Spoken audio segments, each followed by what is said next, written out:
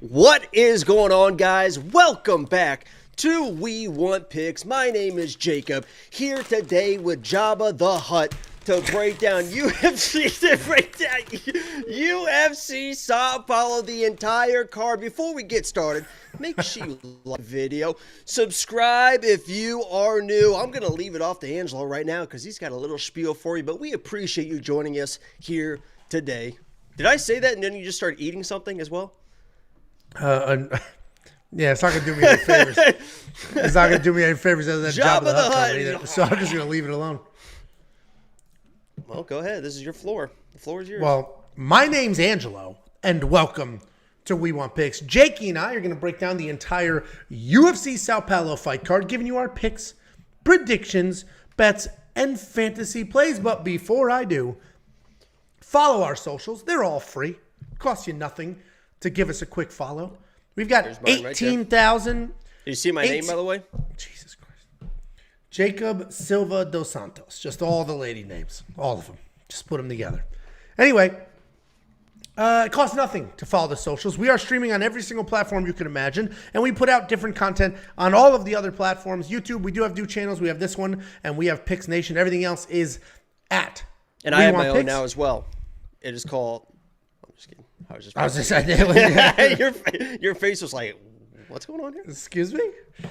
You're just instantly off the screen. Click. And we're gonna go ahead. Make sure you join me. And you're scrambling. No. Anyway, we do have somebody new. We're gonna welcome the MMA Minute to Premium. If you guys don't know, Premium, we have a whole bunch of different analysts. It's not just me and Jakey boy. We've got a whole bunch of other analysts, 5 different analyst groups. Who are they? Some of those include, we have us. Uh-huh. That's 2. Artem is 3.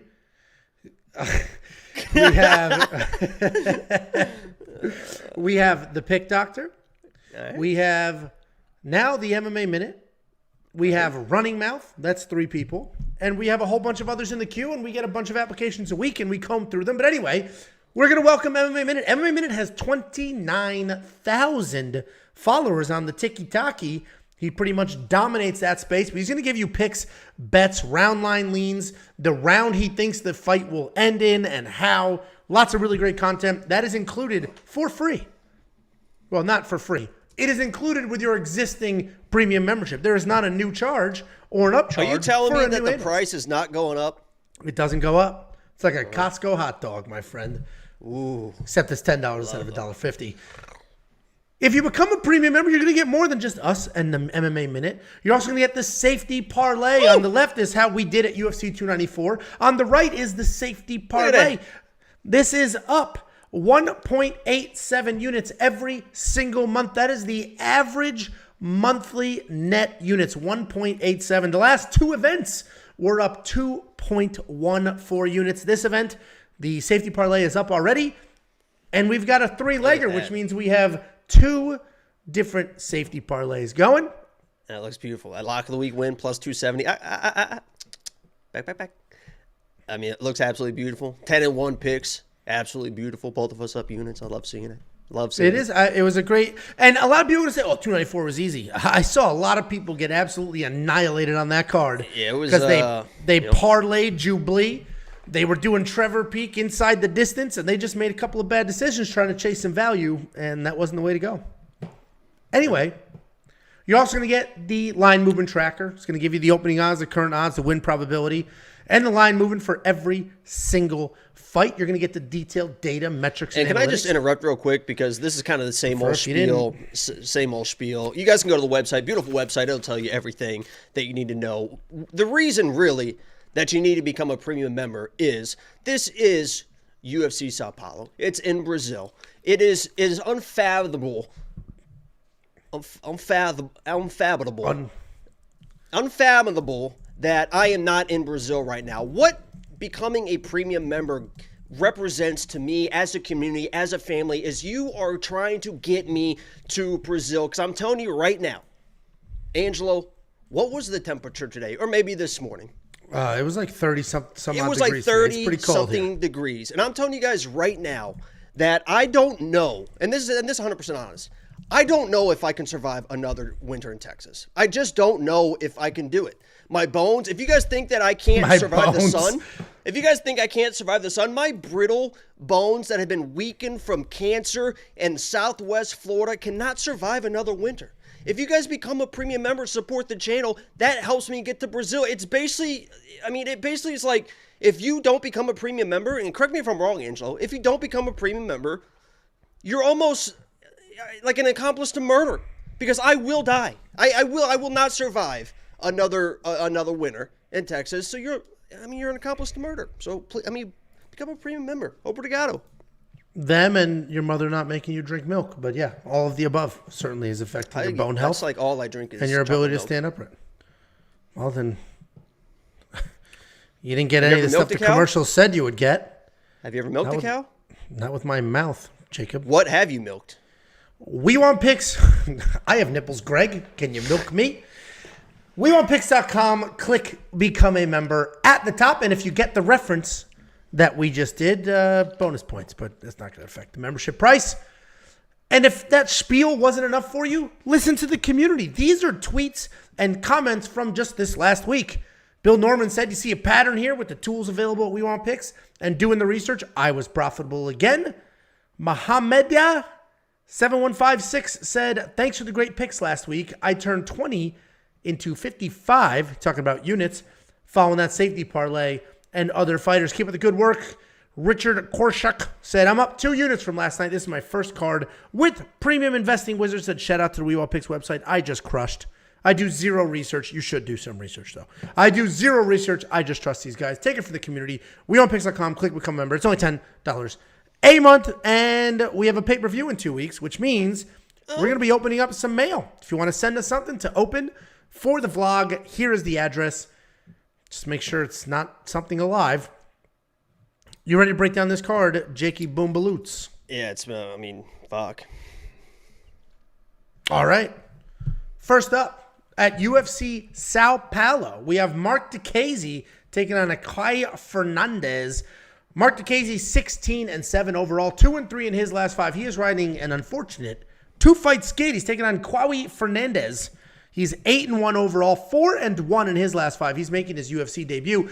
Kaue's a name that you're not going to see very often. Is that how you say it? I've heard all the tape I watched. Each announcer said it differently. So I'm going with Kaue. It looks like a Kaio to me or something. Kaio. Literally 3 different announcers said it differently, so I'm just going with what. Honestly, I'm probably going to pronounce it 3 different ways this breakdown. But anyway, Kaue Fernandes is a loose, powerful striker. He's going to bounce around on his toes, stay on the outside of the pocket. Then he's going to lunge in with the speed, the power. He is from that Novignao fight camp. If you're familiar with Renan Barão and a lot of those old school fighters from that camp, he fights very similarly. He's going to have some flashy striking, but then also be primarily a grappler with some solid takedowns and some solid jiu-jitsu. He is comfortable in the striking. He can tame things down, but he'll be a little wild at times. When he's focused, you can count on him to be technical. He's fighting Marc Diakiese. Marc Diakiese is an interesting guy because he started his career as a kickboxer. He has a kickboxing background. He was always a striker. Then one day he was supposed to fight a Vyacheslav Borshev, and he decided he was going to be a wrestler. He took Vyacheslav down what looked like 150 times, had success, and then he just kept doing that. He's like, this is a lot easier than striking with people. So he has turned into a wrestler. When he used to strike, he would work in the leg kicks, work in the body, and then come to the head and try to slow you down with all of that work. Now, this guy has 21 takedowns in his last 4 fights with 29 minutes of control time. He went from a fun British striker to a good old-fashioned wet blanket American wrestler. But it's been working for him outside of his last 2 fights. Right now, Marc is a minus 122 favorite. It is closing on itself. He opened at minus 175. It's starting to tighten a bit, and I actually get it. I'm on the other side. I like Fernandes to get the win here. I think the reality is that Marc's going to be trying to grapple a little too much, and Fernandes should have some decent takedown defense, should have good enough Brazilian jiu-jitsu to not get held down the whole time or get submitted, and he's going to have some wild striking. So I'm going to go with Fernandes here. I'm pretty confident in him. He is a UFC debut, which is a bit worrisome. But the pick is more about the lack of confidence I have in Marc than it is about, the tape I've seen on Kaue Fernandes, but the pick is going to be Fernandes. What do you think, Jakey boy? Yeah, I think I'm on your side on this one. I wish I would have been on it a little bit earlier, did my research earlier, because if I would have got that plus 150, I probably would have been excited about it. I didn't play the money line because I don't trust it that much, but I do have a bet that I think is really good value, especially for this card and this fight. WeWantPicks.com, become a premium member to see what that is. I think it's one of the best value on the card, to be honest with you. I'm going Fernandes because he's definitely the more dangerous fighter. I think even in the striking at this point, Marc doesn't really have the same pizzazz and power that he was showing off early in his career, as you referenced, as that former kickboxer. He did try to strike against Joel a little bit. I think he was a little bit worried about the grappling, that type of thing. If he's striking with Fernandes, I think Fernandes spinning around in circles. Right. If he is striking against Fernandes, I think Fernandes can not only hold his own, but win a few striking exchanges. He's dangerous with his hands, especially with some big kicks that he throws. And like you said, if it goes to the ground, he's more than capable. The only thing that I worry about in this fight, UFC debut, in front of the home fans, Brasilia, I've seen him get tired before. And if he has an adrenaline dump in this first round and tries to really get Marc out of there, because typically Marc's a pretty durable guy, if he's trying to get Marc out of there early and he doesn't, there is a situation where Marc is able to get those takedowns in the second round. And as you said, just lay on him for the entire round, get a takedown in the third round, lay on him, and all of a sudden you have Fernandes, who dominated the first round, just lost the fight because he just kind of got worn down. He's not a guy that quits when he gets tired, but he is a guy that will kind of get tired from what I've seen. So I am going to go Fernandes here. I like the bet that I've played on it because I think he's the more dangerous fighter, but there is a world where Marc kind of sneaks out, round 2, round 3, and wins a kind of what most people probably say a bullshit decision, but I am going Fernandes here. Yeah, I mean, it is unfortunate that Marc went down the wrestling path, and I totally understand using it when you need to. Like when he decided to wrestle against Vyacheslav Borslev, that made a ton of sense. That guy's a nasty kickboxer. Not only is he wrestling, but he's coming in with the double knee sleeves wrestling. I mean, that's some serious. that's Werner Janaroba type stuff there. We usually see the opposite. We usually see wrestlers who knock somebody out and then abandon their wrestling. Where we're getting the other side of this. A striker who had some success wrestling realized, oh hey, not getting punched in the face is a lot easier. And that's the route he's going. But anyway, he is a pretty heavy favorite in DraftKings, despite that line tightening. It's almost a pick-up now. It's plus 104 now for Fernandes. So I wouldn't be surprised if that flips. Probably flips and then flips back, I imagine. That's usually how those play out. Yeah, well, yeah, people will just bet the plus money, and it'll go back and forth. But on DraftKings, Marc's a pretty good favorite at $8,600. Frankly, when he wins with that wrestle-heavy game plan, he's worth every penny. 29 minutes of control time in his last 4 fights, as I mentioned. That scores well in DraftKings if he wins. He could honestly be a sneaky DraftKings play here because of the takedowns and all that stuff. I'm not going to do it. I'm not going to take the chance, especially because I think he loses. And 86 is a little rich for my blood. What do you think, Jagalots? I think Fernandes at 76 is going to be one of the better values on the card. We will find out. And if you want to see the full DraftKings slate and our opinions on all of those, who you should have in your lineup, who you should fade, or even use the optimizer to build a lineup for you, WeWantPicks.com. Click Become a Member. It's only $10 a month. And UFC 295 is right around the corner. Ooh. Is that for one of these women, or is the dog under the table? I think it's clearly it's for both of them. Those are some women. You know what I mean? There's girls and there's women. And those are women. There's no doubt about that. I have no doubt. You disagree? I have no doubt that both of these women are taller and stronger than you. Stronger, I hope. I'll be honest with you. Easy now. Easy. I got the sweatpants on, Angel. Easy does it now. But yeah, both these women are just absolutely beautiful. Okay. Next up. At UFC Sao Paulo, we have Eduarda Moura taking on Montserrat Ruiz. Eduarda Moura, undefeated. She's 9-0 with 8 career stoppages. She's taking on Montserrat Ruiz, 10-3 overall, 2-3 in her last 5, and she is riding an unfortunate 2-fight skid. We've broken down Montserrat a few times. She is a national wrestling champion. She loves to come forward. She loves to wrestle. Once she gets the takedowns, she is going to throw a whole bunch of strikes. She is going to maintain that control. But while she is a very accomplished wrestler, as I mentioned, national wrestling champion, she doesn't have the best takedown defense. She can be taken down. Her striking's not great as well. She's pretty hittable. So now we have somebody who's a very good offensive wrestler, but does get hit, doesn't defend takedowns as well as she should, and she is coming off that TKO loss to Jacqueline Amorim, where you're going to look at the stats, you're going to see that she got a takedown, but she really caught a kick and then worked it from there. She's taking on UFC newcomer Eduarda Moura. She's a grappler herself. She's got solid takedowns, good submissions. She's aggressive with her grappling, and she wastes absolutely no time coming across the cage, initiating a takedown, and then just working from there. Her striking is sloppy, but like a lot of these other grapple-heavy fighters, it's just bombs to try to close that distance and get it to the ground. She is coming off a Contender Series win back in August. I am going to pick Eduarda Moura here, right? Pretty confident in her to get it done. The opening at minus 750 is a little crazy. The current minus 500 is a lot. She is a UFC debut. She only has 9 fights. She is fighting a national wrestling champion. Yes, Montserrat has shown us that she can be hit, she can be finished, she can be taken down herself. But she does have the wrestling credentials, and if somehow she comes forward, has some success wrestling, we don't know how an undefeated UFC newcomer is going to respond to that. So I do think Eduarda is going to win. Montserrat has proven to not be the most durable fighter in the world.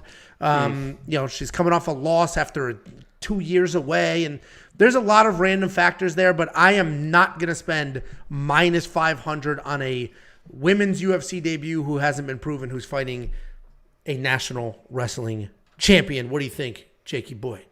Yeah, I like Ruiz. I mean, she is a tough girl. There is no doubt about that. I know that she has been finished, but as far as like durability, I mean, she was getting beat on by Jacqueline a lot in that fight, but always is trying to work through positions. I believe I picked her. I might have picked her in like every single fight she's had, to be honest with you. Maybe not an Amorim, but I think the other two, definitely. I was pretty high on her against Cheyenne. She was a big underdog, came in, looked great. Those headlock takedowns. When she does get top position, she is a dangerous fighter. She knows what she's doing on the ground. I know that she's kind of been out grappled. It looks like she's clueless, but I promise you she does know what she's doing on the ground. And if she gets on top, she knows how to kind of control positions. The issue is, and I think the biggest issue, not the biggest issue in this fight, but a big issue for this fight is she's pretty undersized. I mean, she is probably should be an atom weight 105er. She's fighting at 115, and a lot of these girls are just kind of out-muscling her in these positions. Even when she was on top versus Jacqueline, I mean, the ease at which Jacqueline was able to sweep her straight into like a full mount position. I know it was later in the fight, but that's very concerning because Eduarda Moura is basically Jacqueline, but she doesn't really care about like the high level jiu-jitsu as much. She's a little bit nastier. I mean, she is Jacqueline, but when she gets on top, she's looking for elbows. She's looking for strikes, which will open up for the submission. So I actually think that this is almost a more dangerous fight for Montserrat because if Moura is on top of her, Ruiz is fighting to get up. And when you're fighting to get up, that's where mistakes happen. And I think Moura is more than capable of finishing this fight. I like Ruiz. Maybe because it's UFC debut, she tires her out in the first round, gets a takedown early second round, was able to steal rounds, but it's going to be tough no matter what. So I'm going with Eduarda here, and I'm pretty confident in it. There you go. Yeah, I'm confident as well. Are you going to spend the 500 though? You hear that stupid dog? And Tiffany's just hanging out, watching the World Series. Maybe get the dog. You wanted that fucking dog. What are you doing? I didn't. No, I'm saying her. Like you're sitting sitting there on the couch. That's when you're supposed to. The whole point of having a dog is it's right now. You're watching TV. The dog's laying next to you. You're looking at the dog. You're petting the dog. It lowers the blood pressure. I mean, that's why you guys got the dog, to lower your blood pressure. I should have a sandwich in one hand. A sandwich? She should be ironing my work clothes for tomorrow and taking care of that dog. Meanwhile, I'm here. This is working. I'm at work. This randomly turned into a misogynistic little rant there. Well, a little sick of it. Could use a sandwich, frankly, and need my work clothes ironed for tomorrow. Anyway, we're both on the same side here. Do you think I have to go to Dallas for a meeting? I'm being serious about that. And it's my daughter's birthday tomorrow, and it's Halloween. So I got to wake up at 5 a.m., run out, get stuff for, good morning, happy birthday. What are you going as? Jared's before picture.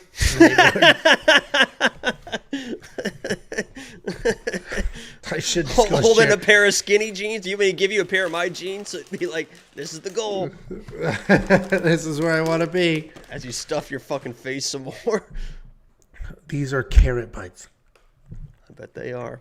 Cotton candy carrots or something like that. I'm not spending $9,400 in DraftKings, are you?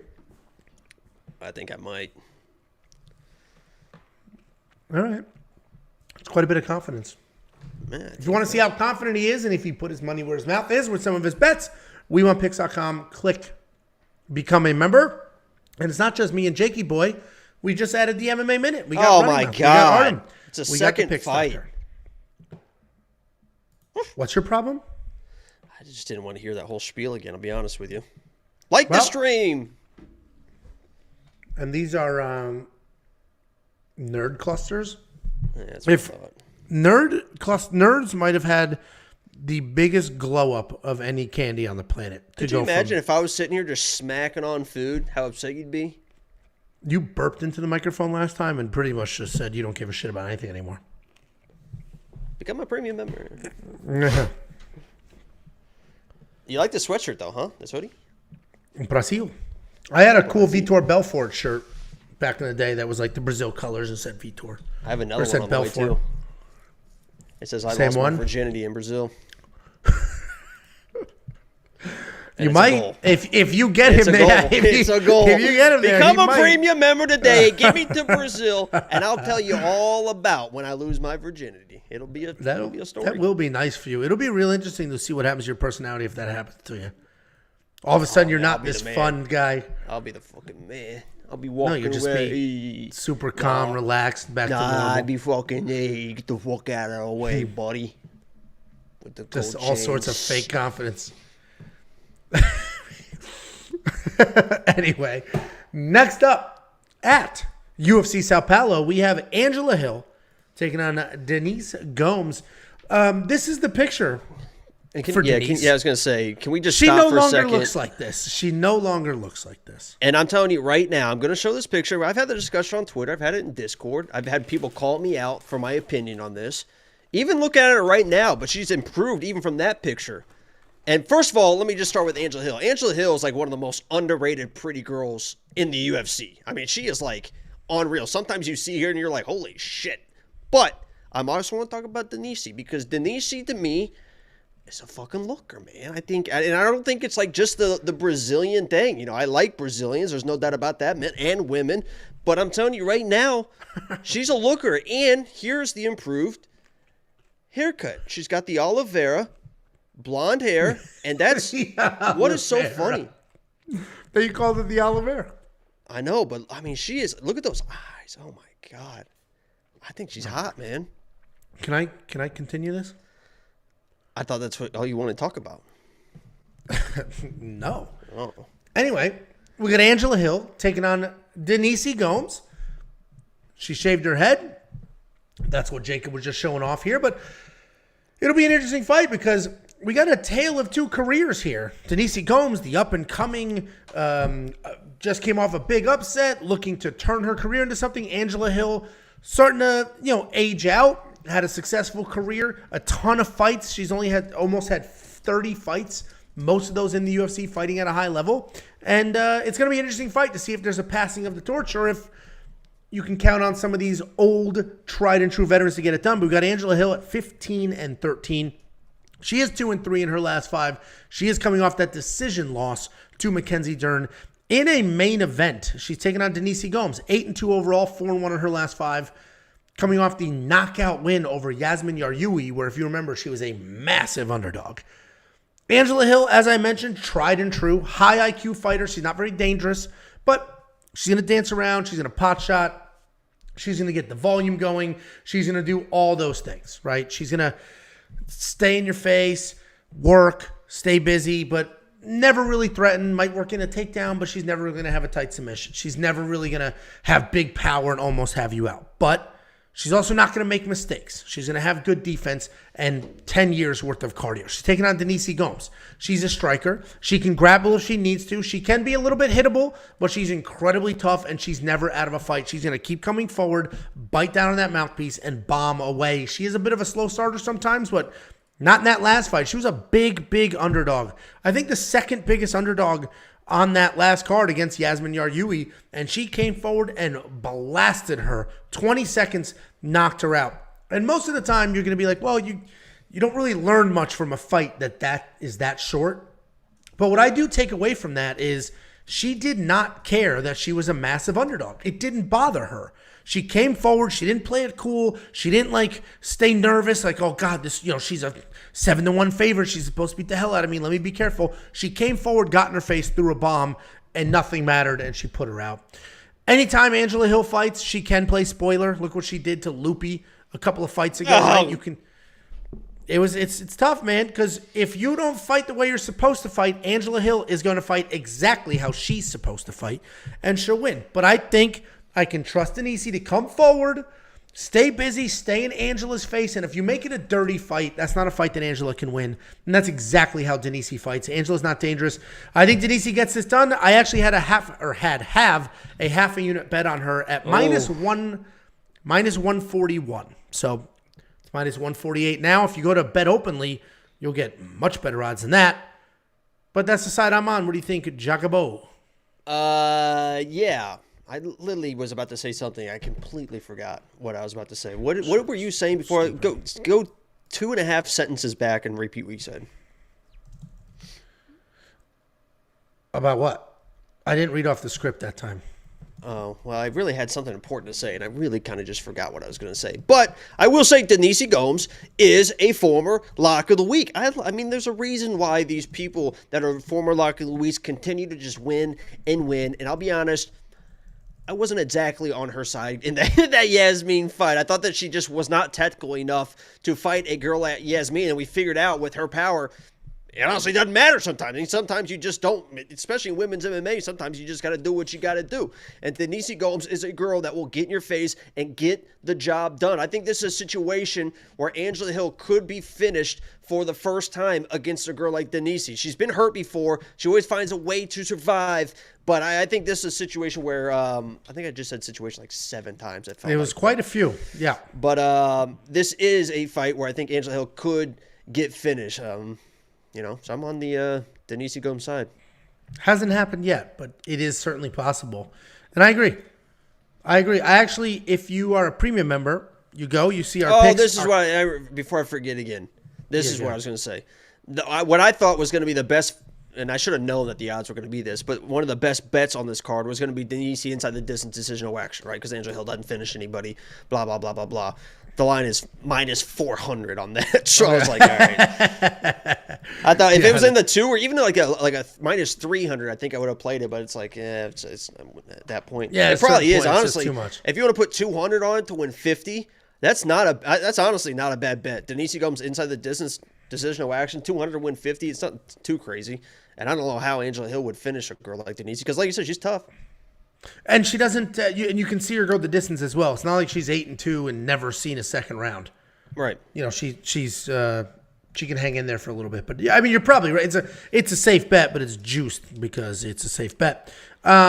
If you're a premium member, you'll see it's a chart, our picks, our confidence in those picks, the round line leans. I have the under 2.5 here. That's my lean for this round line because I do think Denise Gomes can win inside the distance. People don't stay durable forever. And while Angela Hill has had impressive durability, this is going to be one of the more dangerous fighters she's fought in a while. Like Mackenzie Dern is dangerous, but for a submission. Denise Gomes has proven to have insane power. I'll be honest with you. I just got a little bit of a feeling, okay? A little bit of and I don't know if it's lower chest, upper abdomen, maybe lower abdomen. I think I know where it is. Yeah. I'm not sure what this feeling is, but I'm telling you right now, it's vibrating, and I'm feeling a little bit Denise Gomes by submission. I think she might hurt Angela Hill, realize that she can't really put her out, and Angela's going to give up her neck or something. I think I'm feeling it a little bit. Go ahead. Okay. I guess we'll check out your premium. Plus 1,600. Makes the cut. Plus 1,600 is pretty wide.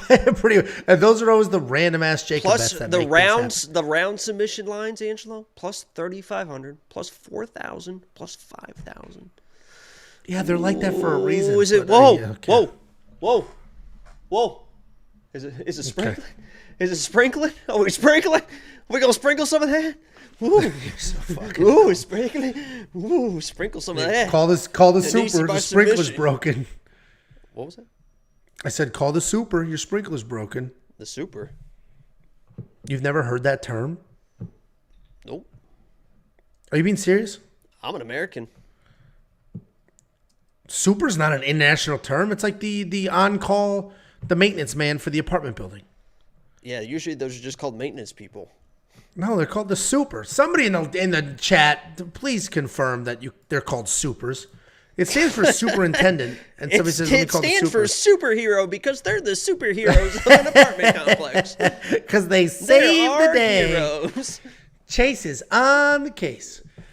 Anyway, we are both on the Denise side. I actually put my money where my mouth is. Jacob is pretending to. I just put $20 on each submission round line. That's not going to be a premium thing. Okay. I just did it. There's just sprinkled to win $700, $800, or $1,000. Wow. Oh, boy. I can't wait to put this on Twitter after it happens, too. Hey, Twitter! Fancy boy. Retweet.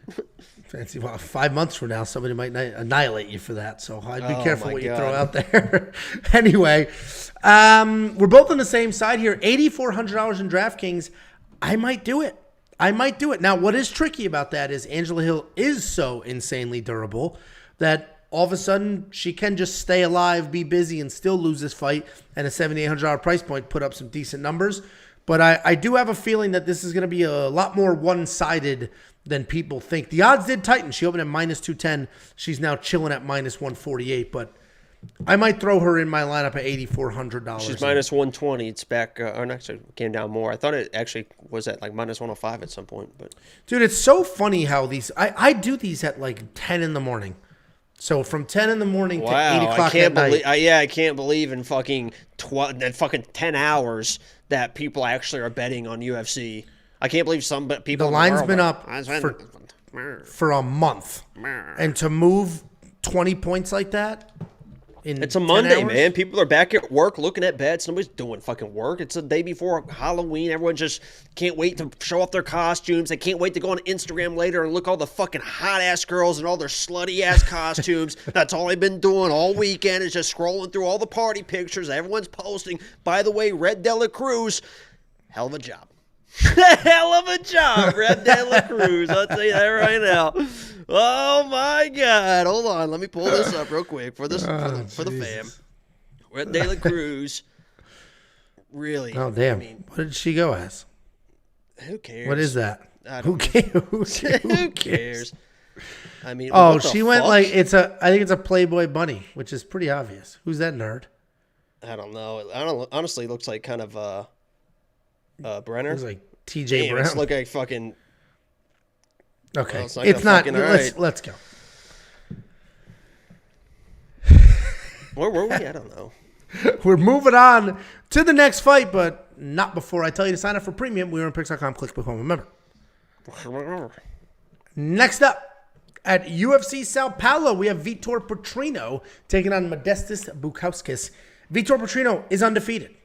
He's looking for his 4th UFC win. He's taking on Modestas Bukauskas, 15-5 overall, 4-1 in his last 5. He is riding a 4-fight win streak. These odds have yo-yoed a bit, but they've pretty much stayed where they are, right? They'll go up, they'll go down, but they haven't really jumped wildly, just little movements here and there. And I get it, because despite Vitor Petrino being an absolute monster, right? This guy has an insane left hook. Dangerous striker. He is turning into a grappler himself. He's got 11 takedowns in his last 2 fights. Takedown defense, not great. He does get taken down pretty often, but he does a nice job of working his way back up to his feet, avoiding any danger on the ground. He was even a full triangle choke in the Contender Series and just power bombed his way out of it. He can be a problem for a lot of people, but he gets a little loose, a little reckless. He's got to button some things up. So you have all that wild athleticism out of this guy. You've seen him wrestle. You've seen him strike. He's got all those things. But then you have Modestas Bukauskas. This guy's a versatile striker. He is dangerous on his feet. Could be a little bit low volume, and you'll see that he has a negative striking differential when I get to the next slide here. But he has all the tools to be successful. He's got a 75% takedown defense. Up until February, he had never been taken down before. He's coming off the close win over Zach Pauga, where he didn't land as many strikes and he was taken down. But I get why, and obviously odds-wise, it's not that close of a fight. -223, +188. But I get why the line hasn't really done much, because I can see people looking at those odds and saying, I think these are correct. Why? What is it now? -193 for Vitor. Okay, so that's a little bit of movement, nothing too crazy. But I can see people saying, like, this is pretty accurate because Vitor should be more athletic, should be the harder hitter, should have the grappling advantage. But he's a little wild. He makes mistakes. He gets taken down, and he's hittable. And then you have Modestas Bukauskas, the technical striker, could sort of light his face up and make something happen. I am still going to lean Vitor. I don't have a bet here. I'm going to avoid the bets. I think there's too many questions still. Even though Vitor has 3 solid wins in the UFC, I still think there's too many questions. He's a little too reckless, and Modestas Bukauskas is the exact type of guy that all of a sudden can just highlight the difference between technical striking and just fast athleticism with some power. So Vitor's the pick, but no bet here. What do you think, Jakey boy? Yeah. Vitor is going to be the pick. But let me just say this right now and make it pretty clear. I don't really trust a guy like Vitor. I mean, he should have all the tools, as Angel mentioned, mostly because of it, as just plain strength and athleticism. He can beat a guy like Modestas, because Modestas he's a good fighter, but he does get hit. He doesn't react very well to getting hit, and he's not just like a blow you away with type of like a power shot type of guy. So Vitor is my pick, but I honestly don't think he's that good. Like, as far as like an actual like technical fighter to where you need to be in the right positions with head movement and the way you throw strikes and the way you get takedowns, at 205, I don't know if he's a top 10 guy. Not at this point. He's still young, right? He's only 26 years old. I'm sure he'll figure it out. And one of the things you can't teach is his fucking strength and athleticism. He can't teach that. So if he's got to learn the rest of the stuff, it's a good thing that he already has that as his base. Long story short, he's going to have athleticism. I think he's going to find the power and actually knock out a guy like Modestas because he possesses that power. Modestas does get hit. He should be able to get the takedowns.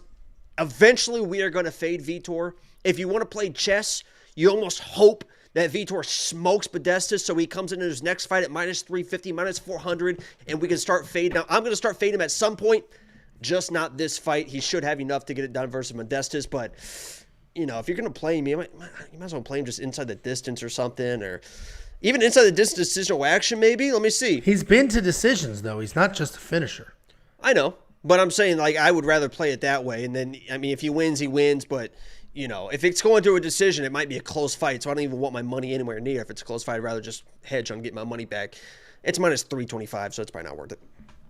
Yeah, and he's coming off the win over Marcin Prochnow, so he has fought good people. And he's, like, Marcin Prochnow is good. Do you think that Vitor is eventually a top 10 guy? No. Not anytime in his career? He's already 26. You guys, you're making it sound like 26 is young. It's not young. Not in the UFC.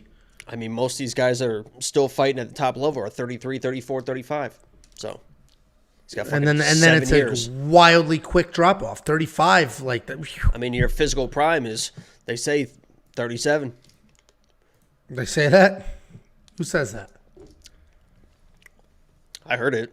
It was on TikTok. Yeah. Same mother who told you That's that what, you're going to keep growing? You that's can still what get Anytime taller, MMA baby. told me. Anytime MMA said it. All right, we'll look it up.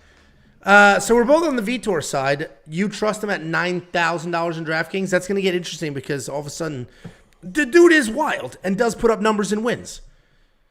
If he's not finishing a guy like Modestas, I mean, he really, honestly, he should finish a guy like Modestas because Modestas isn't dangerous, so he can eat those shots. He can get in the pocket. He can land. He should be able to land. And if he lands, he should be able to knock him out. So, I mean, I think he's going to win early. He didn't finish Anton Turkalj. Well, he went like all in on the wrestling the whole time. If he wrestles, he might not finish him, but if he just stands there and strikes, he should be able to knock him out. And I think in front of the home fans, he's going to be like, all right, let me just knock this guy out. I mean, he may end up being. I'd feel more comfortable spending $9,000 on him in DraftKings Fantasy than laying out $223 to win $100 in a real bet. Well, it's $193 now. Remember? Oh, okay. We're under the 200 mark. There's that dementia. I'd get some change back. If you have you tried nicotine? No. You know that is that good for my dementia? You know, now the thing is like nicotine's like good for you is like because I guess when it's in cigarettes and stuff, it's like the other stuff that makes cigarettes bad. It's not the nicotine, but it's an addictive thing. But it's good for apparently helping Alzheimer's because it keeps your brain stimulated, keeps it going. Wow, I should definitely maybe I'll get a patch for these shows. Yeah, I'll just start dipping. Well, I mean, they have like just nicotine packs you can take. Actually, on Kill Tony, they have nicotine toothpicks. And you'd actually might look halfway like a man if you put a toothpick in your mouth. I don't ever Soft look features. like a real man. Like, even like I can't grow a Show beard. The what? Cover My Johnson? What are you doing? cover your family and show the holiday pictures. I can't grow a beard. I can't wear certain hats. I can never pull off looking like a man. When's the last? Have you ever like actually just to see what it looks like growing out a beard, just to see like what's the longest you've gone? Well, because we filmed this, I'll always shave after a little bit. It's just patchy. I'll get a mustache. But like, what's the I'll longest you've ever like if you had it at all? Like if you've grown out at all? No, once it gets like soft, it like bothers the absolute piss out of me. Fucking pussy. All right, and I'm supposed to be like some greasy, hairy Italian, but I'm not at all. I'm like smooth everywhere. Yeah, let's see the back. I have no body hair, like none, and my chest hair is like choot choot choot. It's pathetic. You know where I get really long hairs? My dad does it too. You know, my dad does it. No, thank you. I saw it in the show. His nipple hairs. Mine are blonde though. All my hair is pretty much blonde, but my dad will get like long ass black nipple hairs and he just loves it. Just lives with it. I mean, WeWantPicks.com, click become a member. I mean, how do I Rinat. pivot? Yeah, I like Rinat there. Next, yeah, except it's a chin hair. Those aren't long. Next up, at UFC Sao Paulo, we have Elizeu Zaleski taking on Rinat Fakhretdinov. Elizeu Zaleski. That was aggressive. Fuck. I watched a thing with the about the Foo Fighters. This is pretty funny, just because you put the inflection on fuck. They were talking about the Foo Fighters were on SNL, and they were going to have Christopher Walken was going to be the one introducing them. Foo Fighters. Okay, let's fucking okay. I was going to tell the whole fucking story, but I mean, go ahead and jump the gun there. I guess Christopher Walken walked into the dressing room and said, "What do I put the inflection on, the Foo or the Fighters?" And they were like, "I guess the Fighters. Put on Fighters." So he said, "Next up, Foo Fighters." He did that years ago. So now when he just did it again this past show, he did it on purpose. Please welcome the Foo Fighters. Anyway, next up at UFC Sao Paulo, we have Elizeu Zaleski taking on Rinat Fakhretdinov. Elizeu Zaleski, 24-7 overall, 3-2 in his last 5. He's coming off that decision win over Abubakar Nurmagomedov. He's taking on Rinat Fakhretdinov, 22-2, 5-0 in his last 5. He is riding an incredible 18-fight win streak. And Elizeu Zaleski is one of these capoeira fighters, the constant movement, the dancing. He's got real power, insanely athletic. He could also be dangerous on the ground. He's sort of a busy striker, active striking style, constantly moving, very real power, and then he'll sneak in a takedown, try to make something happen on the ground. He's got some real cardio. He can be very dangerous, and he is coming off that win over Abubakar Nurmagomedov, where he was taken down, but he had a lot of success striking. He's taking on Rinat Fakhretdinov.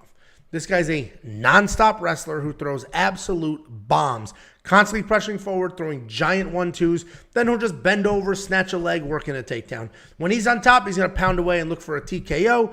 He's coming off that win over Kevin Lee that retired him and forced him out of the game. And before that, just absolutely outworked Bryan Battle. Seeing those two wins, very different wins, right? He blasted Kevin Lee and dropped him. And before that, out-wrestled Bryan Battle. I'm all in on Rinat Fakhretdinov. I think I've made money on him on every single one of his UFC fights. The wrestling is insanely impressive. He doesn't get rattled. He doesn't get bothered. He's just going to keep coming forward, keep bombing away, keep grinding, keep making something happen. Elizeu Zaleski's, yes, fast, athletic, fancy. I think the first spin, the first too long of a kick, boom, taken down. Big problem for him. So I like Rinat here. Super confident. I think minus 325 is some of the best value on this card without question. What do you think, Jakey boy? Yeah, I like Rinat in this matchup, and as you mentioned, it's just basically the relentlessness. And honestly, if this was Zaleski of a few years ago, the Zaleski coming off the BSD win, I think that this odds would be a lot closer than what they are. I think it might have even been like a minus 150 because he looks so good against Benoit Saint-Denis. And I know that is BSD was coming up in weight on short notice, but we know how relentless BSD can be, which is kind of the relentlessness of Rinat. But I didn't see the same Zaleski from the BSD fight as the Abubakar fight. Because in my mind, Abubakar Nurmagomedov is not a really good fighter. He doesn't have really great takedowns. He's not a really good striker. He's just kind of very methodical. He slows the fight down. And the issue was he was able to slow that fight down. Zaleski won that fight, but it was a split decision. It was kind of a weird, and it had a lot to do with Abu was holding him against the fence. And he was really having issues getting away from the position of being held against the fence. If Rinat gets you against the fence, even if you're able to defend that first takedown, if Abubakar is getting you against the fence, Rinat can probably drive you against the fence. And if he gets you against the fence, you're going to get taken down. You might get up, but you're going to get taken down again. And that is, I think, how this fight's going to play out, you know? We saw improvements in the striking from Rinat almost every single fight. He looks like he can handle himself on the feet, which only sets up the takedowns even better. Even if he doesn't get that first takedown, which he might not get the first takedown, Zaleski's good. I think he's going to drive him to the fence. That's where Abubakar was having success with control. I think Rinat can take it to the next level and get the takedowns off that control and win this fight and maybe find a finish second or third round as Zaleski. Because Zaleski will work hard, right? He'll try to get back to his feet. He's not going to stay there.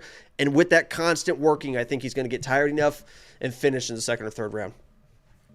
Yeah, I mean, I'm surprised. I mean, this is a discount. I don't know why he's minus 320. I don't know why the line tightened after opening at minus 400. He's looked nothing but impressive in the UFC. We haven't seen him in a fight where it's like, oh, that's why he's got some gaps in the strike. Like, where's the gap? I think a lot of people, I think a lot of people they see the highlights and stuff of Zaleski fighting BSD, and everyone loves BSD now.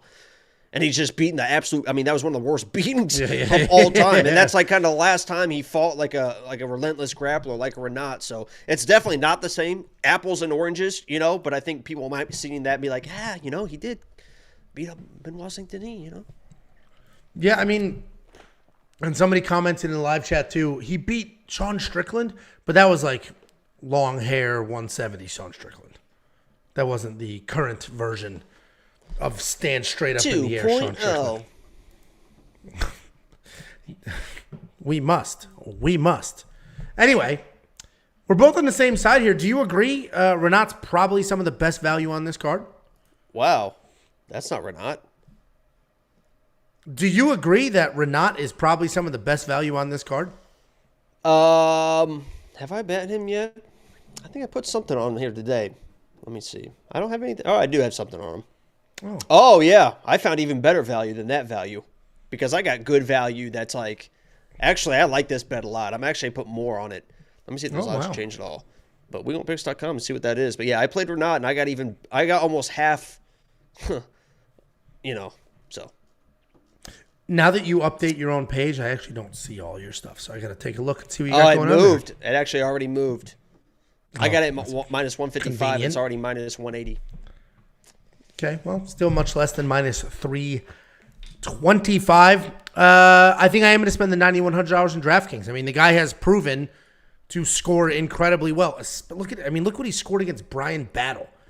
The amount of takedowns, the amount of control time. I mean, he puts up numbers. He's proven to be worth that. So I'm going to spend the $9,100 in DraftKings. I will have him in my lineup. Do you concur? The Pacers are down 4 with 3 minutes to go. There's a lot of we are competing. Our little YouTube show is competing against the World Series, Monday Night Football, and basketball's on as well. It's the night before Halloween. There's a lot of stuff going on. But we're doing it, man. We're doing the damn thing. And if you want to help us do the damn thing, you can support us by becoming a premium member at WeWantPicks.com. Click Become a Member. Pacers are going 82-0, by the way. Well, this guy doesn't know how to click around correctly. There's absolutely a bet on my premium page with Rinat Fakhretdinov. And don't you comment it in here, but I promise you it is on my page. And actually, link your Discord. Once you link your Discord, you can see them in there as well. Yeah, I don't think my bets are on the website yet. Are you serious? I made them at the gym, and then I have to work. I'm working. Okay, you go to the gym at 3 o'clock in the afternoon. It's 10:30. Until 6, and then I got to walk the dog. I got to take a shower. I got to wash these big-ass balls. Well, you did something because Sidhara absolutely hates your gut. He hates your videos. This guy hates you. He took the time to comment, but this guy cannot stand you. I so think he's please. talking about you. I don't think it's me. Can't be me. It's Almeida, so couldn't be hating on me, I tell you that. I think it's... I don't know. He says I'm talking about Jacob. So That's not the same. It's not the same. It's not the same guy. Yeah, he's talking about my bets. Yeah, I don't have the bets on the website yet. Yeah. I watch all of them, so he hates us and watches them. Well, I appreciate the support. And he's commenting. Thank you for the algorithm. Appreciate you. Next up, at UFC Sao Paulo, we have Victor Hugo taking on Daniel Marcos. Victor Hugo, 5-0 in his last 5, 24-4 in his entire career. He is riding a 13-fight win streak into his official UFC debut. He is stepping up on short notice here, and that does affect my fight pick. He's taking on Daniel Marcos, undefeated, 8 stoppages, which is honestly kind of nice because it tells you that he can win a decision. He can finish a fight. He's not all decisions. He's not all finishes, basically an even split. And Daniel Marcos is an effective striker. He's got a little bit of power. He's got some good accuracy. He does a nice job stringing together combinations, marching forward. He's going to throw 1-2s, follow up with a flying knee, and then elbow. Takedown defense is solid at 89%. And I mentioned 8 knockouts, 7 decisions. So we know that he's dangerous, and he's got enough cardio to win a decision. He's coming off that win over Davey Grant, where honestly, I don't think he did that much. Super low volume. You could argue that wasn't even his fight to win. He's taking on Victor Hugo. What are you laughing at? Wow, okay. I see the comment. Nothing. Unbelievable. He's taking on Victor Hugo. Victor Hugo is a big guy. He does bounce between relatively. He's 135 pounds. Relatively speaking, you can get bigger tape than of you him. think. You can get tape of him fighting at 170 pounds and actually doing some work on his feet. He's a wild striker. He's going to come forward. He's going to bomb away with all of that power. And just like that wild, aggressive striking, his grappling can be wild and aggressive as well. He'll chase submissions, fall off, lose the position entirely. He is coming off a Contender Series win. Come fight night will be 4 weeks ago. This is a tough fight to pick. These odds are baffling to me. It must be because of the short notice. I just don't see how Daniel Marcos should be this big of a favorite. Yes, he's undefeated at 15-0, but he didn't look good in his last fight. And Victor Hugo is not Davey Grant. He's going to come forward. He's going to throw a bunch of bombs. He's going to work like crazy on the ground. The guy is on a 13-fight win streak, fighting at home. Plenty of experience. I'm still going to pick Daniel Marcos literally only because of the short notice. If you're a premium member, you see the confidence level, and it says very low. Like, I'm not that confident in Daniel Marcos. These odds are outlandish odds. These are not good odds. Victor Hugo might be some really good value at plus 215, but I am going to slightly lean Daniel Marcos literally only because of the short notice. What do you think, Jakey boy? I'll tell you this. I respect... Oh, okay. I'm ready. Tell away. I mean, this is the stuff we talked about. Who do you respect? You, like, when you do these things that, like, you try to be funny and you try to, like, be the funny guy of the roles have been assigned, right? And I didn't assign these roles. You didn't assign these roles. The people contributed to these roles, but the roles were assigned by God. I am the comedy. Sure. I am the funny guy of this podcast. Don't ever do that again. Okay. I'll try not to. Tell us who you respect so much. I do respect Victor Hugo and his respect him respect him much more than you at this point, but I do respect his toughness. I do respect his durability. I do respect his aggression. The issue is Daniel Marcos. I agree. He didn't look great against Davey Grant. He was very tentative, but he kind of is a counter striker. That is where he excels. He excels when he fights somebody like a Simon Oliveira, who got in his face, threw the wild stuff, is a very, very aggressive grappler as well, wants to get some fight to the ground. Doesn't have the takedowns that I think Victor Hugo possesses. I think he's probably a better wrestler, but is just as dangerous on the ground, will come out aggressive. Daniel Marcos thrives against people that are aggressive and in his face. He wants to counter-strike, and he is such a clean counter-striker when he does counter-strike. You saw the systematic breakdown of Simon Oliveira, the body shots, the knees when somebody gets too aggressive. Everything that he does in his counter-striking is so good. Wasn't ever really able to counter-strike Davey Grant because Davey Grant was kind of waiting as well. It was a weird range game where nothing was really happening. They were kind of following each other around. I like Daniel Marcos in this matchup. I fully respect the danger that Victor Hugo does possess, not only on the ground, but on the feet. I don't think Daniel Marcos is going to be an undefeated prospect forever. I don't think he's going to go undefeated to be a champ. Eventually, he's going to slip up. This could be the opportunity. So while I am picking Daniel Marcos, I agree the odds are a little bit wide. And I have a little bit of money on Victor Hugo. Oh, okay. Did you put it on premium yet, or we're still waiting for that nonsense? I'm finishing up those right now. How about you do it while I talk? That's what I was doing the entire time. There's a lot of bets this week, so I was literally typing the entire time you were talking. I was wondering if you were going to notice and try to stall out, but you didn't. Anytime I see you typing, I assume it's getting you're just looking at live chat waiting to see what I'm saying. That's exactly assuming you're trying to get them to make me I'm a man of the people. Nonsense. I'm always talking to the people. Yeah, the man's a little loose, but sure. A little loose. So who did you end up picking? I like Daniel Marcos to win, but I respect, and if you get what I'm saying, I respect the power and finishing ability of Victor Hugo. I think Daniel Marcos is probably going to win a decision.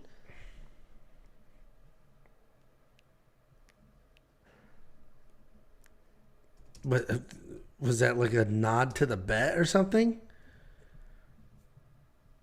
Okay, I don't know what the hell's happening. Me. Well, you're obviously not following, but I think somebody gets it. Okay. Anyway, I may throw something on a little bit of Vicky Hughes over here. Wow. Imagine that. He's got, I got it now. He's got 28 fights. So it's not like some just UFC newcomer with 9 fights that's untested. 28 fights. And yeah, you dig into it. It's not, some of those wins are a little hollow, but he's beaten the people he's supposed to beat. 4 losses is not nothing, especially over 28 fights total. So I might throw a little something on Victor Hugo. It's an exponentially more than Daniel Marcos. Yeah, 15 to 28. It's quite a bit more, 70%. What? How about that math? No, I was saying his losses are exponentially more than, because Daniel Marcos is 0, so you can't. Oh, wow. Well, you could have one. Actually, somebody in the comment section was like, Daniel Marcos is not undefeated. He's 14-1. He lost to Davey Grant. It's like, listen, I don't think he looked great. He busted up Davey Davey, man. I mean, yeah. Davey Grant was pretty busted up in that fight, so. Pacers are down 4:30 seconds to go. Fuck. There's a lot of hills people are willing to die on with some of these fights. And what's funny is, can you believe that somebody 5 months ago said that France?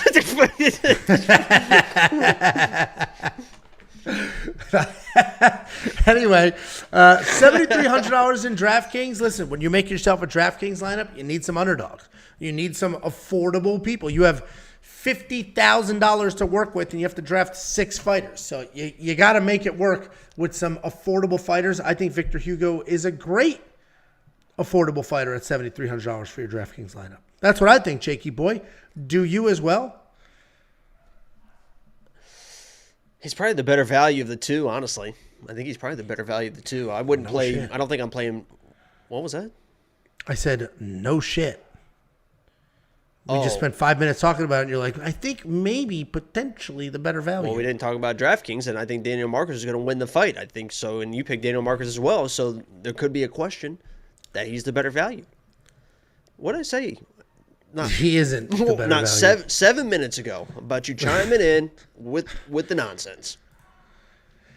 Anyway, I think I'm going to do it. $7,300. I will explore a few bets. Plus 215 is looking pretty good. Might make something happen there. WeWantPicks.com. Click Become a Member to unlock all the bets, including the ones Jacob's typing right now to push to the website. There you go. Wow, you're such a fast typer. 30 words a minute. I was going to say, remember when they used to measure our words per minute in school?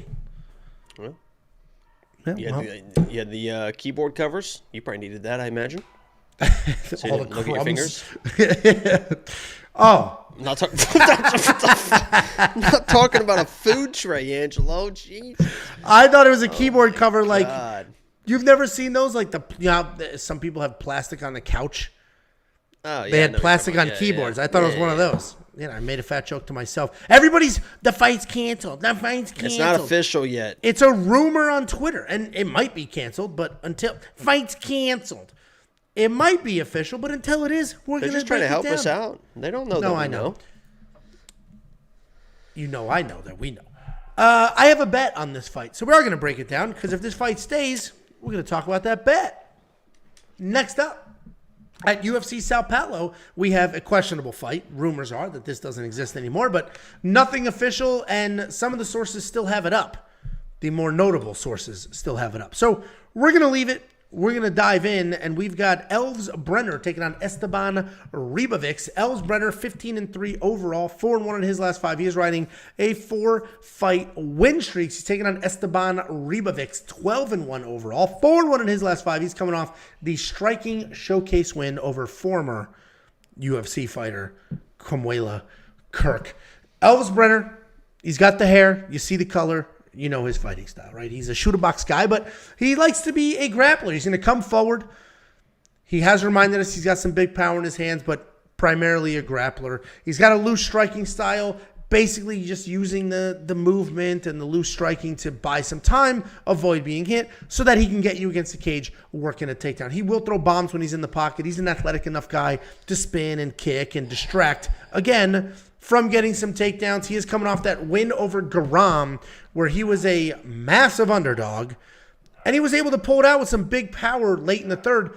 But the reality is, and the narrative has become, this is what happens over time. You watch something live, you can't believe it was the biggest upset of the card. It was one of the biggest upsets on the couple of week stretch there.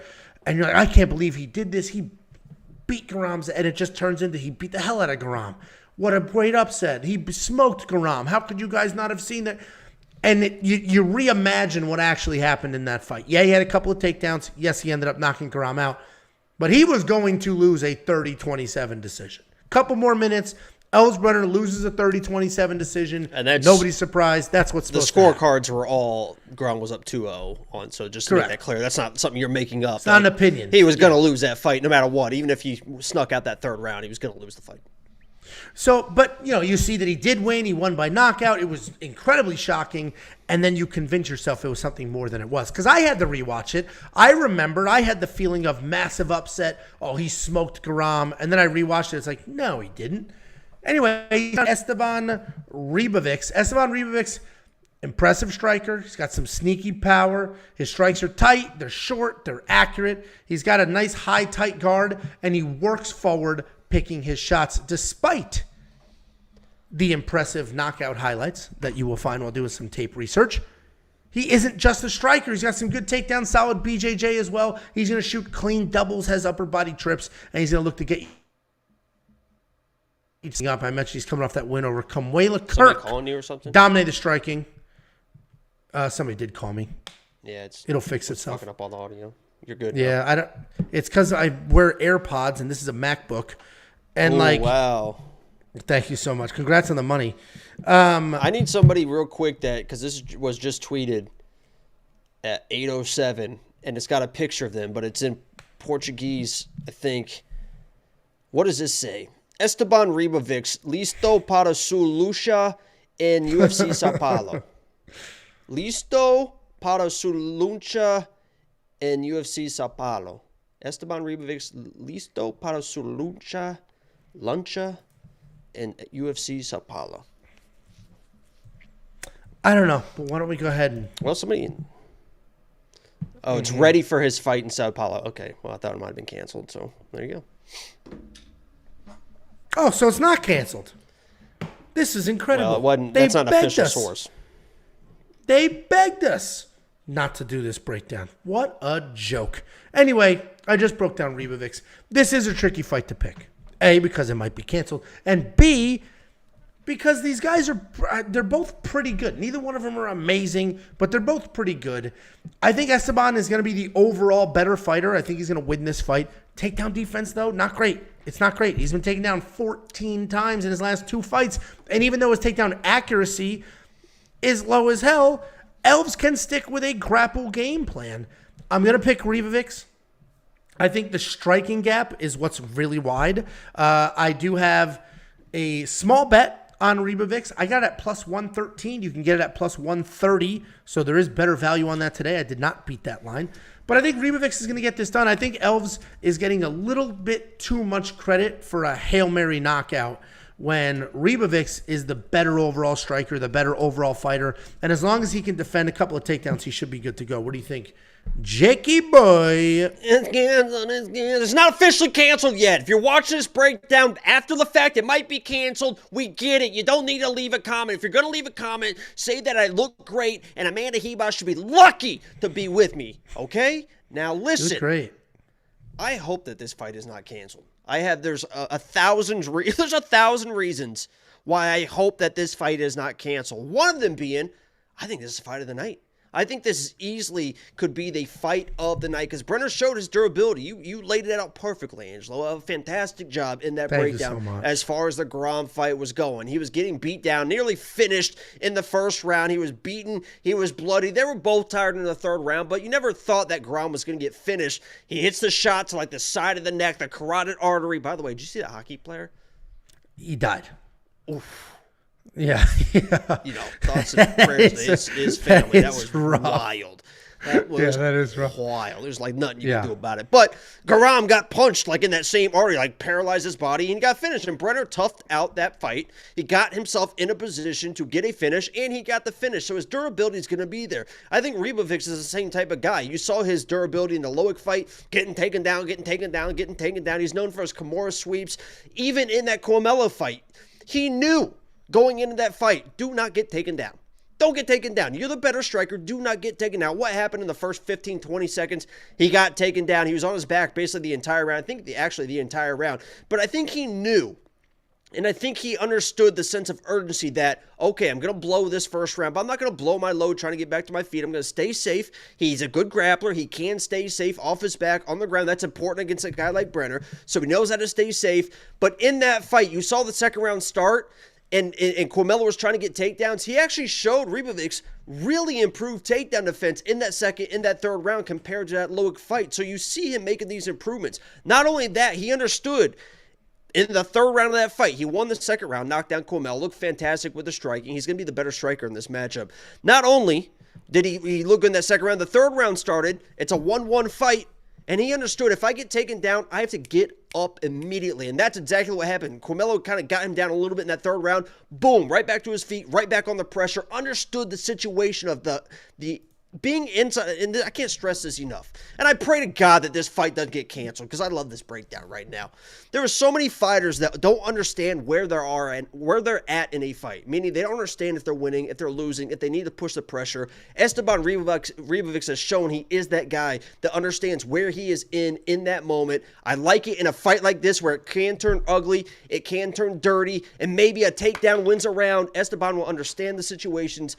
I like him in this fight. He's the better striker, can survive in the wrestling, and if he gets on top, he's a good grappler as well. So, long story short, I like Esteban.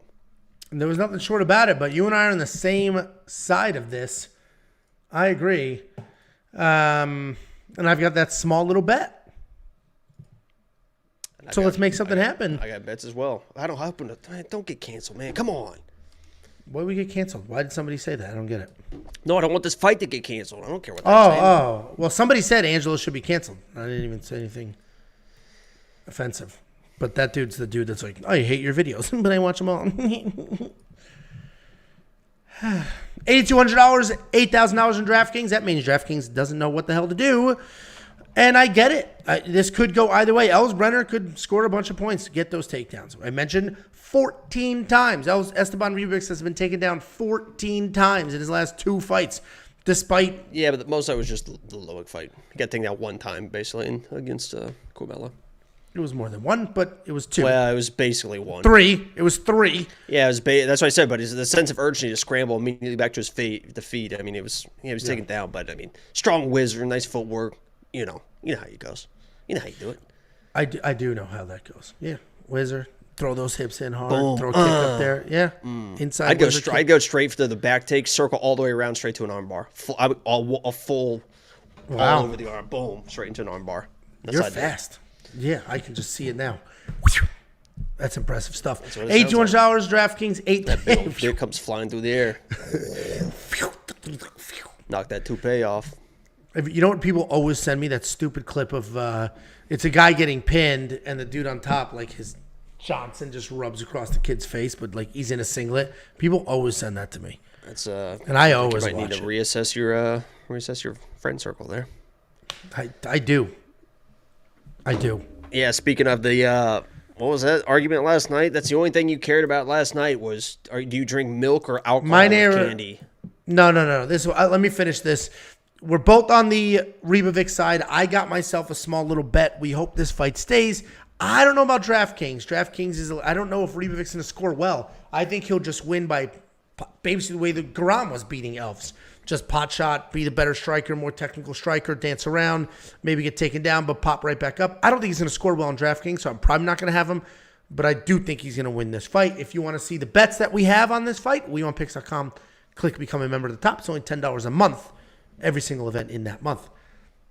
Last night, so my neighbor has never seen my cousin Vinny. Have you seen my cousin Vinny? Oh my God, this is like I didn't know this was a neighbor story. I thought it was like one of your actual. No, I'm cool just friends. giving you. Can you just relax? My neighbors are cool. Have you seen my cousin Vinny? Vinny. It's a movie. Can you just answer the effing question? Like a I person? thought you literally meant your cousin no. Vinny. I was like, No. I was You like, have, yeah. what? We played. That's Slam with Pesci, right? Yes, he I goes don't to think some I've seen podunk it. town. I don't think I've it's seen it, but I know what you're talking about. It's a legit hilarious movie that still holds up. There's a few of us in this hunting group. All three of us go hunting together, and so we got a group chat going. Murder. I mentioned something from my cousin Vinny, and the one dude didn't get the reference. I was like, "What the hell?" I was actually working on a PETA sponsorship, but go ahead. I did the clip of Marissa Tomei going, "I bet the Chinese food here is terrible," and I sent that, and only one guy got it. The one got it, the other one didn't. I was like, "Wait, you've never seen my cousin Vinny?" He's like, "No." I was like, "You haven't seen my cousin Vinny? You have to watch it." So then we were like, dude, when he was traveling for work, I'm like, on your flight home, download the movie, watch the movie. It holds up. It came out in 1992. It still holds up. It's funny. He doesn't watch it on a plane. So he's home last night, and he was talking to his wife about it, and she's like, yeah, we have the DVD. Like, that's a great movie. I've had DVD? it since college. It came out in 1992. They have a DVD player? I guess so, because he took maybe he just says DVD, but it's a Blu-ray. But it came out in 92. But still, like, how do you? I hear you. I don't have a player anymore. I don't either. But anyway, so he's like, I'm watching it, boys. Takes a picture, and on the table is like a bunch of Reese's peanut butter cup wrappers and a giant glass of milk. And this Were is they actually peanut butter cups, or were like the they were the Halloween pumpkins or the Halloween So don't fucking ever disrespect Reese's again, because regular Reese's cups, fantastic. The trees, the pumpkins, all that stuff. Oh, I like all the other stuff. No, way too much peanut butter. The ratio is completely thrown off. The Reese's peanut butter cup is perfect. The way that it is, but the big things, but the bunnies, the trees, the everything. There's two. The ratio is not right. There's two. I don't like peanut butter. It's not the same, man. It's not the same. Well, it's not American. I love him. Anyway, he takes a picture. He's got a pile of wrappers and then a giant glass of milk. And I was like, milk is a wild choice at 8:30 at night on a Monday after milk. You're an adult man. And he's like, what would you drink it with? I'm like, wine, beer, not milk, anything other than milk. And so I took the poll in the community chat, and everybody agreed. Nobody drinks a glass of milk. Before bed, I drink a big old glass of chocolate milk every night. Yeah, but that's not the norm. You're not the norm. Most people very much. don't I am more like everybody in our Discord and everyone in the live chat more than, and those are normal. Those are normal people. They're not normal. They're normal. And they're smart. You're more like them the because video. Subscribe if most you people are new. Married with children. If you aren't enjoyed doing that this. fucking candy story from Angelo, there's plenty more where that came from. If you brought like it up. neighbors and you like neighbor stories, if you are fans of Home Improvement and that fucking neighbor over the fence, you're gonna love this channel. It was Wilson. What was his name? Wilson. Hey, Mr. Wilson. Anyway, you brought it up. I didn't bring it up, but I am curious. Chat, genuinely, you drinking a big ass glass of milk on a Monday night? It's a Sunday just night. Solo or Sunday night? Yeah, it just seems Makes it seems even wild. worse. Well, that's a good way to wind Wild. down the weekend. Go out with the cow for an hour, come back, got yourself a little milk, chill down a little bit. All this dude has done is comment absolute nonsense and then wondered why he got timed out. You are more like the chat than I am. He seems like he's been a good guy to me. Scroll He's up. Brazilian, so. You Next got up. a friend in me. Next up. What? That was At not UFC. the song. Do you Yes, even it know that is. song? Toy Story. Do I know the Toy Story song with two little girls? Yeah, I know the fucking Toy Story song. Toy Story song with the Toy Story movie with two little You girls? got What? a friend in me. What kind of two Toy little Story kids. video are you watching? Next up, at UFC Sao Paulo, we have Ismael Bonfim taking on Vinc Pichel. There's a couple of Bonfim brothers on this card. This is the wild one. He's 19-4 overall, 4-1 in his last 5. He's coming off that submission loss to Benoit Saint Denis. And he's taking on Vinc Pichel, 14-3 overall, 3-2 in his last 5, and coming off an 18-month layoff. He is the youngster. He's the wild brother. He's the fun Bonfim. And people do like to say he was fraud checked by Benoit Saint Denis, but the reality is, I think we just know how good Benoit Saint Denis is now. But Ismael Bonfim is a wild striker, very real power. He's not going to throw anything straight. He's going to come forward, absolutely bomb away. Every single thing he throws is with 100% power. He'll mix in flying knees, the occasional takedown, and he's going to take his time occasionally. But when he does, he's accurate. He can do all the right things technically. He does have a high-level boxing background, high-level BJJ. The problem is he comes out here, he's too excited to put on a show, just starts swinging wild, doesn't stay controlled or measured. But if he does, you can see sort of the glimmer of technique there. He's taking on Vinc Pichel. This guy, first of all, great nickname, Vince from Hell, Pichel, great nickname. He's a pretty good dude. He's good everywhere. Decent in and out striker. Lots of movement. Picks his shots well. Not super technical, but he does time things well. He's got good offensive wrestling. He's averaging 3 takedowns per fight. But what the most surprising thing is that even though he's a very good offensive wrestler, he gets taken down very easily. He's been taken down 23 times in the UFC. He's coming off that decision loss to Marc Madsen more than a year ago. What? He looks like that Palmer that'll fuck your wife when you're at work. Who does Vinc Pichel? He looks like the plumber that'll fuck your wife. Poor Sam, speaking from experience. Oh shit! Yeah, there was some fucking attitude behind that. Yeah, poor Sam with the flashbacks. Instead of looks right like now. that plumber, he looks like the plumber. The guy that Freudian looks like slip. Joe Basile from New York Plumbers Association, who will fuck your wife. Anyway, wrong. Vinc Pichel is tough. Oh my God. Am I still live right now? 18. What? Foul? What? Someone's internet cut out for a second. Oh my God, there's such a What? If there's a delay, it'll sort such itself a out. delay now. Let me come back. Let me leave and come back. All right, you do that. Anyway, It's like 5 seconds. it'll fix itself. It always does. What the hell was I saying? Oh, Vinc Pichel's tough. He's aggressive. He comes forward. He's fun to watch. He's going to be 41 like very, very soon. 18 months away, coming off a loss. The UFC knows what they're doing here. The Bonfim brothers were a massive hit at UFC 285, I think it was. And I think they're trying to do the same here. They're both on this card. I think the UFC has set them both up pretty well. I think Ismael Bonfim gets this done. Minus 465 is a lot of money, but he's fighting a 41-year-old. He's insanely dangerous. He's got the wrestling. He's got the jiu-jitsu. He's got the boxing. He's got all the things. I think he absolutely gets it done. And I think you could do a Bonfim brother parlay, frankly. What do you think? Jakey Bumbalotes.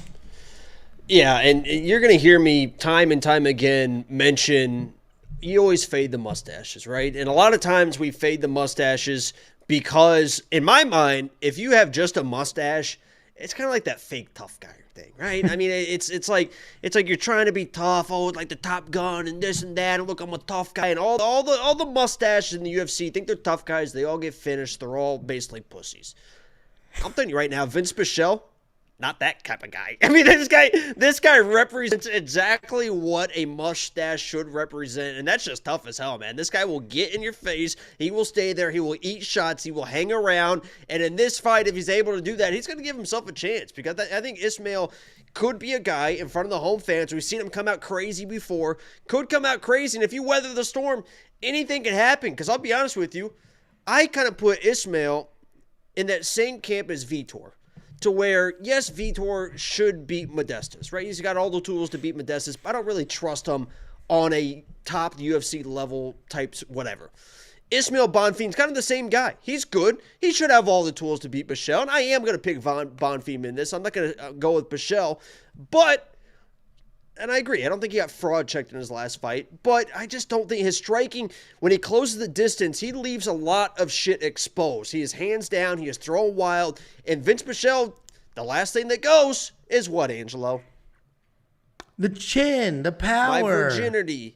Is the power. So he's going to possess power, and he is also very game. He represents that mustache. He's going to have the power in there. In that Marco Madsen fight, by the way, wasn't great that he was kind of getting outstruck by Marco Madsen, to be honest with you. It wasn't, not good visuals in that fight, but early on in that fight, he threw a right hand and he missed, and he looked Marc square in the eye and he said, "You better watch out, motherfucker." Like right in the middle of the fight, he said, "You better watch out, motherfucker." I love Vinc from Hell Pichel. If he pulls this off, it'll be amazing.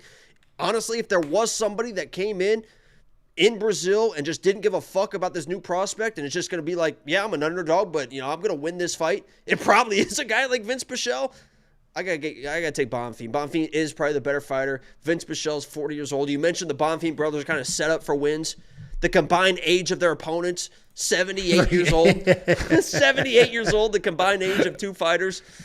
They should both get it done. We'll break the other one later, but I'm going Bonfim in this one as well. Yeah, I mean, I think sometimes you got to keep it simple. Just trust the UFC process. They know what they're doing. Obviously, it's a fist fight. Anything can happen. But, you know, this was set up on purpose. Vince coming off an 18-month layoff is not doing him any favors either. Not very often do older men look good coming off these long layoffs against, you know, young, wildly athletic, and dangerous kind of guys. So I do love Vince. I think he's an absolute blast to watch. I hope, you know, I hope he gets through this fight and then he doesn't. I want to see him fight again. Because also, like you said, he's just entertaining as hell. Also, nice nipple hair. Only nipple hair, which is interesting. I'm telling you, my dad. Not a lot with the chest. My dad doesn't have any on his chest, any on his back, just nipple hair. Cool. Yeah, no. Tell me more about your dad's bare chest. He's got really hairy toes, too. Not even joking. His toes are extremely hairy as well. The things, man. The things. $6,700 in DraftKings though. Not a good right now. Not a good look for you, to be honest. I would put those shoulders up forward a little bit. I wouldn't tuck those things back. I would sit natural because there's a lot of drooping. There's a lot of excess. There's a lot of. There's no. Yeah. What? Yeah. You want to you want to side profile that? Oh no. Well, they move on command. Anyway, let me break down this fight, you absolute creep. How many nipples and chests are you going to talk about today that aren't on Brazilian women? Oh, my God. Thank God that went over the heart. There's no way it would have survived that. Every person that cared about you that's watching this video right now was like, Anyway, $9,500 in DraftKings. You're going to need some absolute domination from Ismael Bonfim to get that money. You're going to need a couple of drops, potentially a takedown, and then a finish. $9,500 is a lot to cover. Frankly, I think I may not have him in my lineup. I think there's better fighters, more affordable fighters around that price point that I think Rinat Fakhretdinov, for example, that could potentially score like this or better. Vinc Pichel, if he's anything, he's tough. So $9,500, I don't know. What do you think, Jakey boy? I mean, you got to do some real work to be worth that. And Vinc Pichel's tough. I know, but you know, It's tough. It's tough. What's that background, by the way? Oh, it's Sao Paulo, Brazil. It's like some famous bridge. It's a city. I've never seen that. Yeah, all your trips to Sao Paulo. Have you even left Frisco? I've been to Venezuela, which is right next to Sao Paulo. When you were 6. They touch. Just like... Just like your thighs, you fat. That's what you should have said. But you didn't. I don't think you do. I think you're pretty bow-legged. I'm not bow-legged like Casey. You're pretty bow-legged. That fucking weirdo looks like you got a horse every time. Stand up, walk to the door, and walk back. It's very easy to prove. Very easy to prove. I mean, this is very easy. I'm not going to be in some weird position I'm not proving if I'm bow-legged. I'm not bow-legged.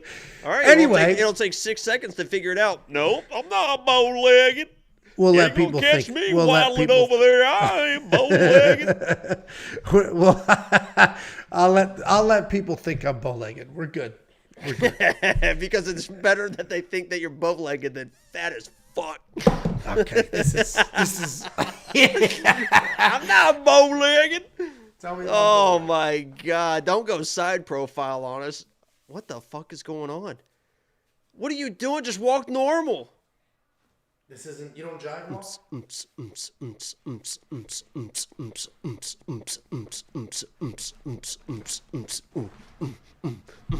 Okay, we're done here. If I wouldn't rock hard, I'd be lying to you. If I wasn't rock hard, I'd get up and walk to the door. That's why I wouldn't get up. Let's just give it a minute. All that my dad has long toe hair talk really gets me going. What a terrible show this is, huh? It's not great. We want picks.com. Click become a member, though, and I promise it'll be better next time. I got to get the timestamp on that. It's going to Instagram here in about 4 minutes. Next up, at UFC Sao Paulo, we have Rodolfo Vieira taking on Armen Petrosian. Rodolfo Vieira, 9-2 overall, 3-2 in his last 5. He is alternating a couple of wins and a couple of losses. He's taking on Armen Petrosian, 8-2 overall, 4-1 in his last 5. He's riding a 2-fight win streak. This is a clash of the styles. We got Rodolfo Vieira, incredibly high-level BJJ guy, world-level Brazilian jiu-jitsu competitor. He's wildly explosive, has insane athleticism, very good power as well. Striking's not great, but he could actually keep it clean and do something. He was out-striking Chris Curtis in that fight. His takedowns, again, not great, but he's so fast, he's so athletic that he can make a poor entry happen. He can make something work. He is famous for having like no cardio whatsoever, but he has seemed to clean that up a little bit. He's cleaned it up. I was arguing with people in Discord about this too. I mean, that Chris Curtis fight, he shot 7 takedowns in the first round, threw over 30 total strikes. I'm going off of memory right now because that's what I do. It's improv all the way. 7 takedowns in the first round, 31 total strikes. Second round came out, threw over 60 strikes, and attempted 3 takedowns. In the third round, attempted 10 more takedowns. Now, they're not the best takedowns, but he's still, I mean, typically, if you don't have cardio, you're not doing that, right? You're getting pushed around, you're getting finished. He's cleaned up his cardio. Like I said. And he, where the hell is, and he famously is also known for not enjoying fighting. He's very public about, I don't like fighting, it's not my thing, blah, blah, blah. He says it scares him. But we just watched him come off that win over Cody Brundage where he was dropped bad. They only gave it 1 knockdown. It was 2. And frankly, he put himself together. He stood back up. He stayed in that fight. He came out in the second round and won that fight. Yeah, a lot of that was because Cody Brundage made terrible decisions. But my point being, for a guy that doesn't really like to fight, he sucked it up. He could have quit. He could have turned his head, whatever, let the referee. He didn't. He sucked it up. He stayed in it. He came out, and he won that fight. So he's a lot tougher than he leads on as well. He's taking on Armen Petrosian. I mentioned Battle of the Styles. Rodolfo Vieira, high-level grappler. Armen Petrosian, high-level striker. This guy was a professional kickboxer before transitioning to MMA. He can be a brawler at times. He does rely on his chin a little bit. Takedown defense, not great. Not great, but he has phenomenal scramble skills and a good get-up game. He pops right back up. He's coming off that win over Christian Leroy Duncan, where Christian was spinning around trying to showcase some nonsense, and Armen just beat him with just good old-fashioned solid technique. This is great matchmaking. Frankly, I assumed Armen had I mean, we've broken him down a bunch of times. It just felt like he has a long fighting career, but he doesn't. 8-2 in MMA.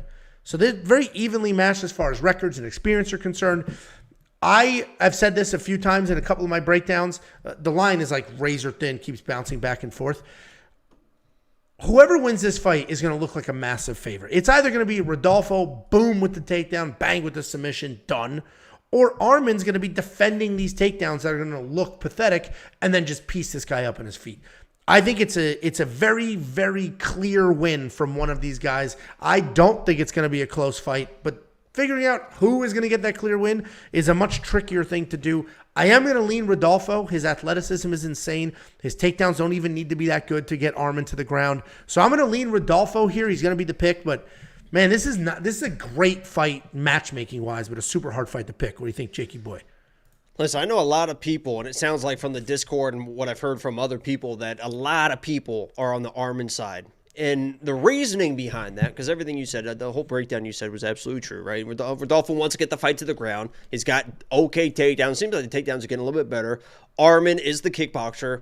All it comes down to is can Armin defend the takedowns? And every time somebody's going to bring it up this week, you're going to hear in Discords, on Twitter, oh, Armin Petrosian went back to Dagestan. He was back in Dagestan.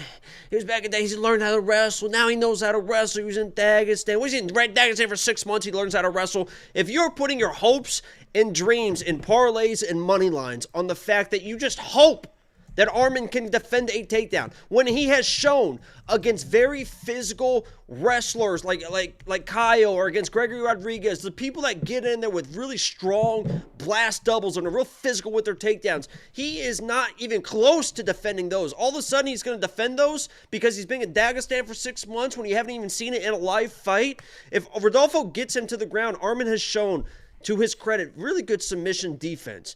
But those are against people, I mentioned my quick pick video, those are against people almost like the midterm exam, right? If you go to the ground with Rodolfo, that's kind of the final exam. And yeah, you might do good on the midterm exams, you might be acing those, but when it comes to the final exam, sometimes you fuck up. And if you fuck up on the ground versus Rodolfo, you are going to get submitted. I believe that if you're putting your money on something, you have to put your money on what have I seen in these fights and not hopes and dreams. Trust me, I've put plenty of money on hopes, on dreams, on loneliness, on horniness, on everything. But I have to go with what I know. I know Rodolfo can come through, be physical with takedowns. He couldn't get Chris Curtis to the ground, but Chris Curtis has very, very good takedown defense. He's going to get on Armin. He's going to take him down because I haven't seen Armin defend one of those takedowns. That's how simple this breakdown should be. I think Rodolfo is able to get the takedowns. He's shown that he's cleaned up his cardio, and if he gets him down, especially early, he is extremely, extremely dangerous. Much more dangerous than anybody. This guy's a world-renowned jiu-jitsu champion. So until I see, and maybe, obviously, if Armin defends a takedown, he's probably going to win Angelo. But I just haven't seen it, Angelo. I haven't seen it. That's all I've seen it. Do you agree that whoever wins this fight is going to look like it's going to be dominant? I don't think this is a back and forth fight. I think it's. I think if Armin defends the takedowns, he's not. One of the biggest things too is Armin's not a dangerous guy. You're going to see these knockouts. Those are regional knockouts. He hasn't finished in the UFC contender series, I think, but not like in the actual UFC. He's not a dangerous striker. And Rodolfo has shown, even when he gets clipped against probably a more powerful puncher than Cody Brundage, even though it is Cody Brundage, that he can kind of survive. I don't think he's going to have the power. And if he's defending the takedowns, Rodolfo has shown he might be able to do enough in the striking to still win this fight. I mean, if it's a close fight in Brazil, I'll take the judges leaning on Rodolfo fucking 10 out of 10 times. I mean, that guy's pretty well known around there, around those parts. Around these parts. Around here, partner. I'll take the wildly athletic grappler to beat the striker who gets taken down. I mean, that's just how simple I'm going to keep it. So, no bet, though. I mean, if the odds go wild and for some reason Armin soars as a massive favorite, maybe I will, but I'm going to leave it alone just because I have bets on this could go either way. I saw those bets I did see. Okay, that's an interesting sound. $7,900 in DraftKings, though. I think I will shoot my shot there. We're getting under $8,000. We're going to get him at $7,900. A guy that could get in with a couple of takedowns, some solid control time, potentially a submission. I'll take that. What about you? What do you think with DraftKings? Yep. You agree? Okay. Humpty Dumpty sat on the wall. Humpty Dumpty's going to pitch premium. WeWantPicks.com. Click become a member. It is only $10 a month. You'll unlock everything you have ever needed for every single fight in a month. That guy said, it says my email is already in use. Sounds like a personal problem then. Sounds like you've signed up before. So use your email. Click. So Jackson said he's trying to sign up for premium. He's struggling. If it says your email is already in use, use your email and then click forgot password. It'll email you a reset. You change your password, you log in, and then you just update your payment method and you're good to go. You must have had an account. You know, we've had premium for a little over a year. I'm sure you created an account at some point. Next up, at UFC Sao Paulo, we have Kaue Barallo taking on Abus Magomedov. This is another great fight. Matchmaking-wise, this is a spectacular fight. Kaue Barallo, 14-1 overall, 5-0 in his last 5, riding a 6-fight win streak, taking on Abus Magomedov, 25-5 overall, 3-2 in his last 5. He's coming off that knockout loss to Sean Strickland. Everybody, fraud check, fraud check. This guy's got trash cardio, fraud check. Sean Strickland is currently the middleweight champion of the world. He just finished the second best middleweight of all time. Not finished, almost finished, and then decisively won every minute of that fight after. So I don't know. This is another fight. We talked about it with Ismael Bonfim. Quick question, but don't go off the rails. I'm just curious. Do you think Abus was fraud checked? Yes or no? Let me get down to the definition. No. If you give me 10 to 15 11 minutes minutes. Yeah, I just need 11 minutes. I think he was, yeah. Okay. Well, I don't know is where I'm going with this. I'm not going to defend it and say he was absolutely fraud. We just don't know. I think a lot of it had to do with we all kind of thought Sean Strickland sucked a little bit, but was like, ooh, he's got cardio and he'll move forward. And now he's the middleweight champion. It's like, well, how good is this guy? I don't necessarily think Abus was fraud checked. If we take that fight out of there, he's a versatile striker. He's got wrestling if he needs it. He's got some sneaky power as well because he doesn't throw like huge looping bombs. But he does touch people, and he does give them a pretty hard time, put some of these people down as well. He'll throw leg kicks. He'll throw tight hooks. He can be hittable, but again, he's got the wrestling. If he's losing some of those striking changes, he can go to the wrestling as well. People trash his cardio. I mean, that could be questionable. But frankly, yes, he just lost to the middleweight champion of the world. He's taking on Kaue Barallo. This guy's a very slick grappler. He's got solid submissions, pretty well-timed takedowns. He's got a long stance, super loose on the feet. He explodes in the double legs, and he has both a black belt in judo and jiu-jitsu, and he uses all of those techniques. He is a good-looking dude. Both these guys are good-looking guys. He does like the nerd glasses, like, ooh, I'm a he's team nerd or whatever. Intriguing nerd. And I know that it's not surprising that you would make fun of a situation like this, but he calls it the Fighting Nerds as his little clan because he wants to reverse bullying. He's not a fan of bullying, and you are. Listen, I'll tell you right now, I am a bully. I know I'm a bully. But also, people don't make fun of nerds anymore. I'm a bully with people I know, and if you say something out of pocket, I'll bully the shit out of you. But, like, I definitely encourage my kids not to be bullies. Like, we got invited to a birthday party, and I was like, oh, hey, we're going to go to so-and-so's birthday party, and my daughter's like, I don't want to go there. I don't know. Your oldest kind of bullies me already. Avery, this isn't even the older one I'm talking about. It's the younger one. I know. And she the younger one likes me. I don't think Avery likes me, and she really shows off some attitude sometimes. She's her mother's daughter. She's fucking mean. She actually is a sweetheart, but she does have a little bit of attitude. I've never seen that side. The younger one is always like, woo. The younger one just wants to make you laugh, and the older one is just, give me this, give me that. In her own zone. Really can't stand her, to be honest with you. Well, that's rude. It's her birthday tomorrow. It's her birthday tomorrow, and I hope you send a video wishing her a happy birthday because she'd appreciate that. You think so? Should I do it? I do think so. Film it right now. Here we go. Like, happy birthday to you. Happy birthday. Okay, shut up. You. Shut up. Let me finish this. Happy birthday, dear old one. Oh my God. Happy Anyway, birthday to dear you. old, whatever the older one's name is. I'm gonna screen record that, and there you go. It's on its way. Okay. Anyway, Kaue Barallo, back to him. Good grappler, good takedowns, all those things. But very similar to when I broke down Muhammad Makayev a few weeks ago. What I say, like, yes, he's winning, and on paper, these are dominant wins. But if you look a little closer, he gets in a little bit of trouble here and there. Like, not the absolute one-sided beating that you think it is by looking at the paper or the box score. With that being said, I do think Caio Borralho wins. I have it as a very low confidence because if Caio Borralho, he beat Mikhail Olenjachuk, didn't look great. Did not look great. I had bets on him in that fight, and I was sweating it a little bit. And that's not the first fight where I'm watching a Caio Borralho fight, and I'm positive he's going to win, and then the whole time I'm like, I can't believe I bet on this guy. I think this is going to be the same. I think he's going to win. He's at home. All he has to do is wrestle his ass off. He should be able to get it done.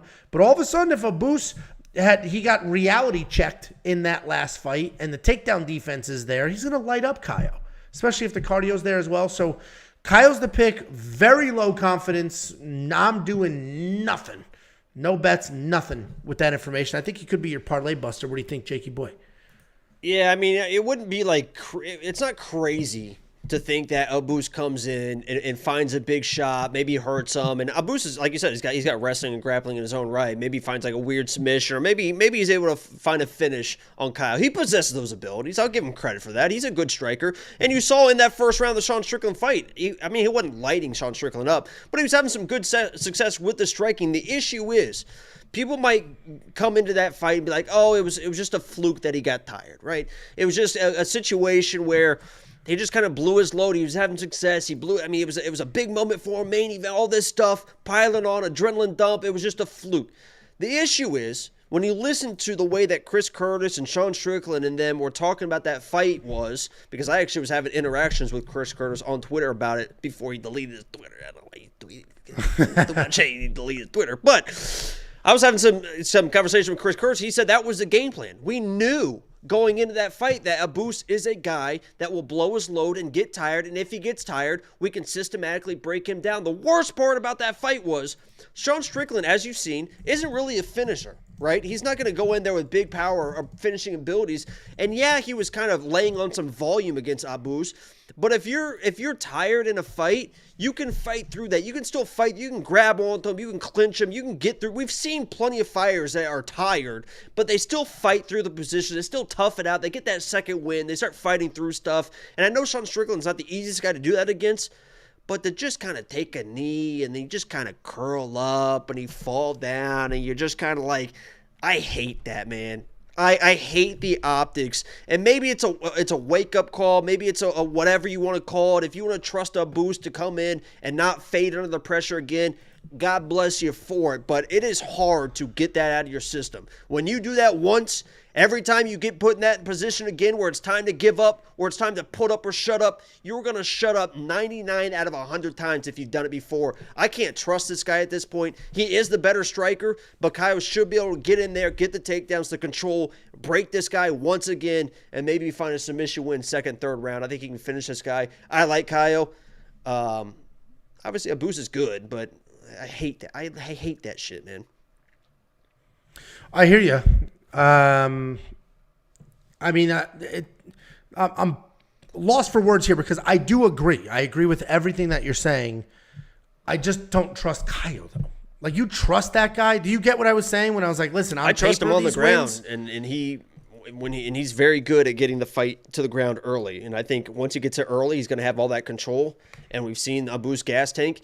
He got tired in that first round where he was controlling that round. I mean, he basically controlled that entire round, was doing whatever he wanted to do. He was never the nail. It's not like he was getting beat on and then he got tired and then he quit. He won that first round. He was having success. And then the first time he has adversity, a minute into the second round, he's done, man.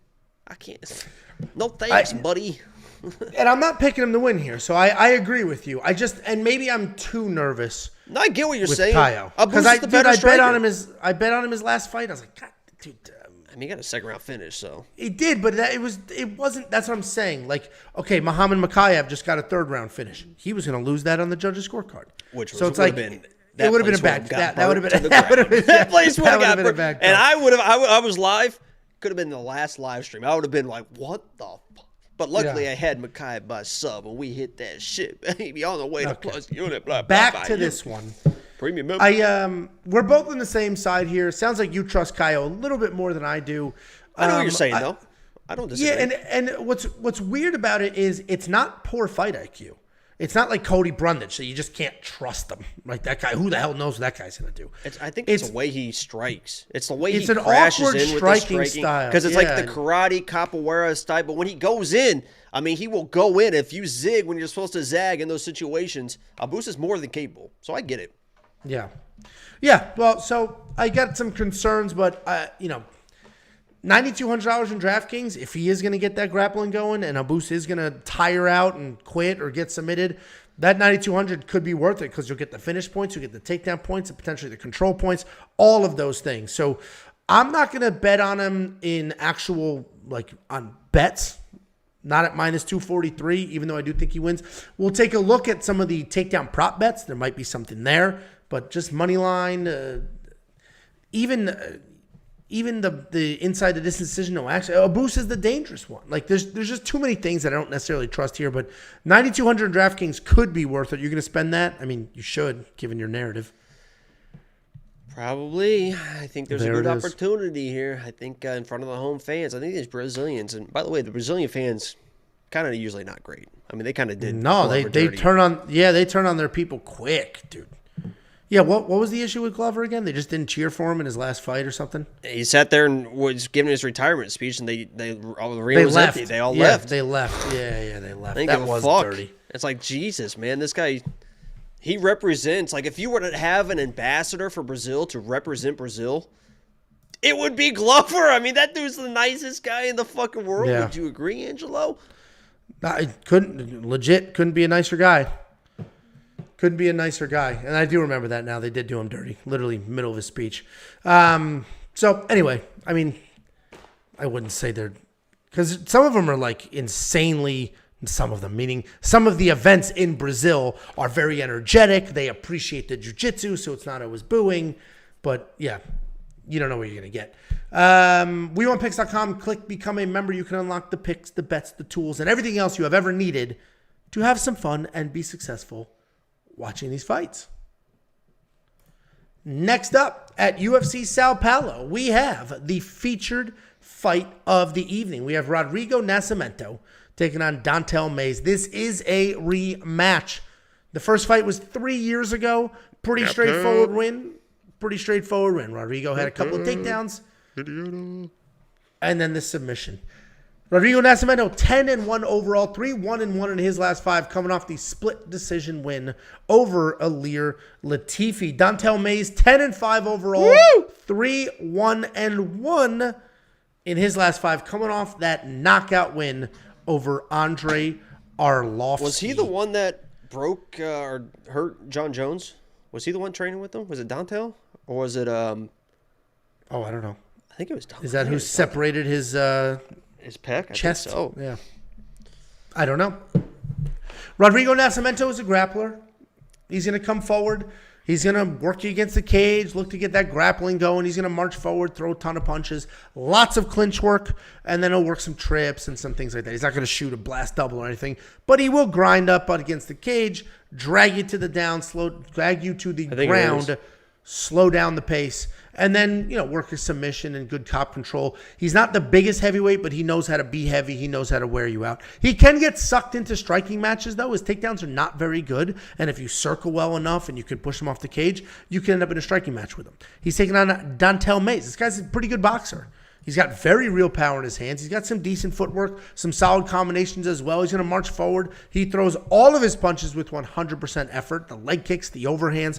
He's not a wrestler, but he does have 7 takedowns in the UFC, and he is coming off that knockout win over Andre Arlovski, where he was a step behind early and then found that power. That tells you 2 things. 1, he's got big power. He keeps the power. 2, he doesn't get frustrated. He was behind in that fight. He could have given up. He could have been starstruck. I'm fighting former heavyweight champion, but he stuck with it, landed that big power. Don'Tale Mayes is basically the next evolution of a Derek Lewis, right? He's got that big fight-ending power, never out of a fight, but he's a little more technical. He's got the better footwork. His takedowns are pretty solid as well.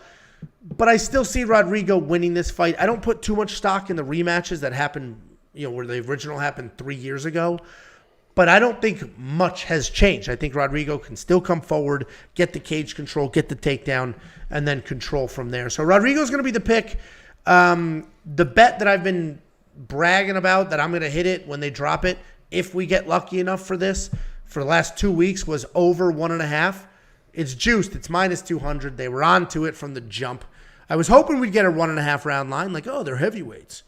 But, yeah, this fight's going to go a little bit longer than a lot of people think. But Rodrigo's going to be the pick for the second time out. What do you think, Jakey boy? Yeah, this kind of breaks my heart because Dante Almeida's Indiana's own. He's even got I-65 tattooed, the Indiana state flag tattooed on his side, on the other side. And because this does break my heart. This is a rematch. You mentioned you don't put a lot of stock in it. It wasn't only 3 years ago. It was only a few fights ago. Listen, the fact of the matter is heavyweights of any division, and you can disagree with me if you want, are probably the least improving. You don't see a lot of improvement in heavyweights. You'll see some here and there, but they're just they are what they are. So when it comes to a rematch 3 years later, I think the same thing happens. I think that Rodrigo is able to hang in the striking, get the takedown, and he's shown that he is better on the ground. I mean, he got that takedown and that submission. The second he got that takedown, that submission came very, very quickly. I think he's head and shoulders above Dantel in the grappling. I think he gets it to the ground. I'm not going to spend a ton of time on heavyweights. I don't believe a heavyweight fight should ever be on the main card of any card ever unless it's a championship fight. I can't stand heavyweight fights. I'm a known hater. It's a rematch. Rodrigo pretty easily won the first one. You should do it again. I hear you. Why do you think the line has tightened so much? You open at minus 400, now minus 175. You think people are like, well, he's got fight any power, and that's it? Couldn't tell you. I don't know. I mean, that's got to be why. I mean, he did just knock out Andrei Arlovski after losing, most of those striking exchanges. Knocked out the 43-year-old. That power. Listen, I'm on the Rodrigo side as well. But yeah, I was surprised to see the line tighten a bit. Because a card like this, where people are probably looking for some value similar to UFC 294, some of these mid-level favorites tend to take off and become big favorites. That's not happening here, which is a bit surprising. It could be the John Jones effect, I guess. But didn't Walt Harris get smoked or something? Was it Walt Harris? He did. Yeah. Everyone, I was like, he's been training with John Jones. Yeah, I mean, good for John though. He got a bunch of. I mean, technically, these guys were. Technically, if that was Dante Almeida in that video, he technically beat him. That would be a doctor stoppage and a victory for Dante Almeida. He technically is the heavyweight champion of the world. Chael Sonnen was this close to being the light heavyweight champion because John Jones' toe basically ripped off his foot, but he finished him right before the round ended. He was almost the middleweight champion too. By 2 minutes. That's no, not even 2 minutes. It was 30 seconds or something insane. That when I tapped, I would lose that round. If it had been explained to me that this whole fight, me tapping cost me the fight, I would never have tapped. Dude, he is nobody tells a story like Chael Sonnen, dude. Because even he's going full heel with the Francis Ngannou stuff, which is such a funny angle. The rest of the world's praising. Nobody ever believed in poor Francis, 6'6", 300 pounds. Nobody ever believed in the guy. He's never. The craziest part that he said was when he said you'll never, and you can look it up. You've never ever heard anybody in his camps, at his training camps or anything say, "Oh my God, Francis is in there outworking everybody. He's outworking he's the hardest worker in the room." Nobody's ever said that about, and this isn't me talking, this is Chael, by the way, but he said nobody's ever said that about Francis. So when he talks about the underdog and grinding and working, nobody's ever said the guy's just 6'6", 300 pounds. He's just athletically gifted. That's just who he is. So this whole underdog story is like nonsense. Again, not my words. That's Chael. Yeah. That's Chael. So no, he's going full heel. Anyway, back to this. We're both on the same side here. $8,800 in DraftKings. I'm gonna look at how that first fight scored. 2 takedowns, a finish should be enough to get past the $8,800, but not if literally nothing else happened. 2 takedowns, 10 points. Finish depends on the round. All of a sudden, he scored 76 points, and that doesn't cover his $8,800 DraftKings salary. And if everything I just said makes no sense to you because you don't know what those numbers are, you don't know what DraftKings Fantasy is, if you go to WeWantPicks.com and you're a premium member, click on More in the menu and then Courses. And we have a full course that will walk you through exactly what that is. WeWantPicks.com, click become a member at the top. Any words? No words? Let's keep it moving. I'd like to kind of really quickly touch base on really the state of the economy in this nation and, kind of where we're headed, where we've been, where we are. What is happening? You said if I had anything else. I didn't know what. Oh, I didn't have anything Jesus with this Christ. fight. I thought that was turning into something. Here we go.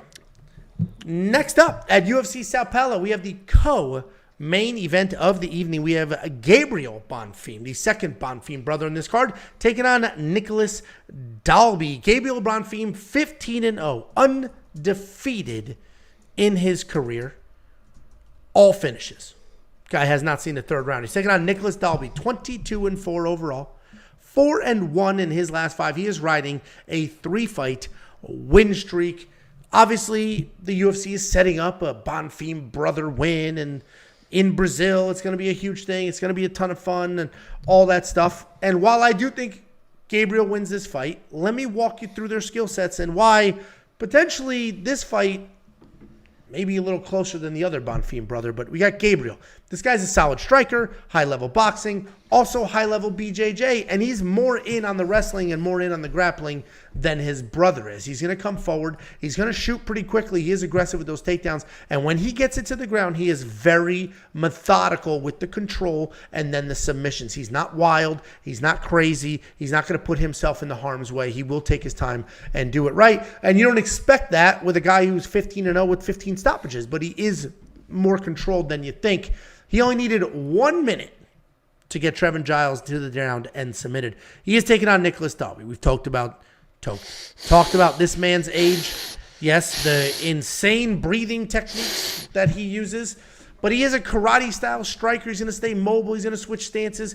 Decent power, honestly, but he can be hittable. I heard that too. He averages more than 1 takedown per fight, but he does have a very low 31% takedown accuracy. Okay, shut up. His grappling is just okay, but he is a well-rounded guy, not dangerous anywhere. So we got Gabriel Bonfim, an undefeated phenom who's insanely dangerous versus a 38-year-old, whatever it is, who's not dangerous at all. Gabriel Bonfim should win this fight. He should get it to the ground very quickly. He should be able to control the action and get it done. Muslim Salikov didn't capitalize on that. He was the favorite. Nicholas Dalby won at a plus 170 dog.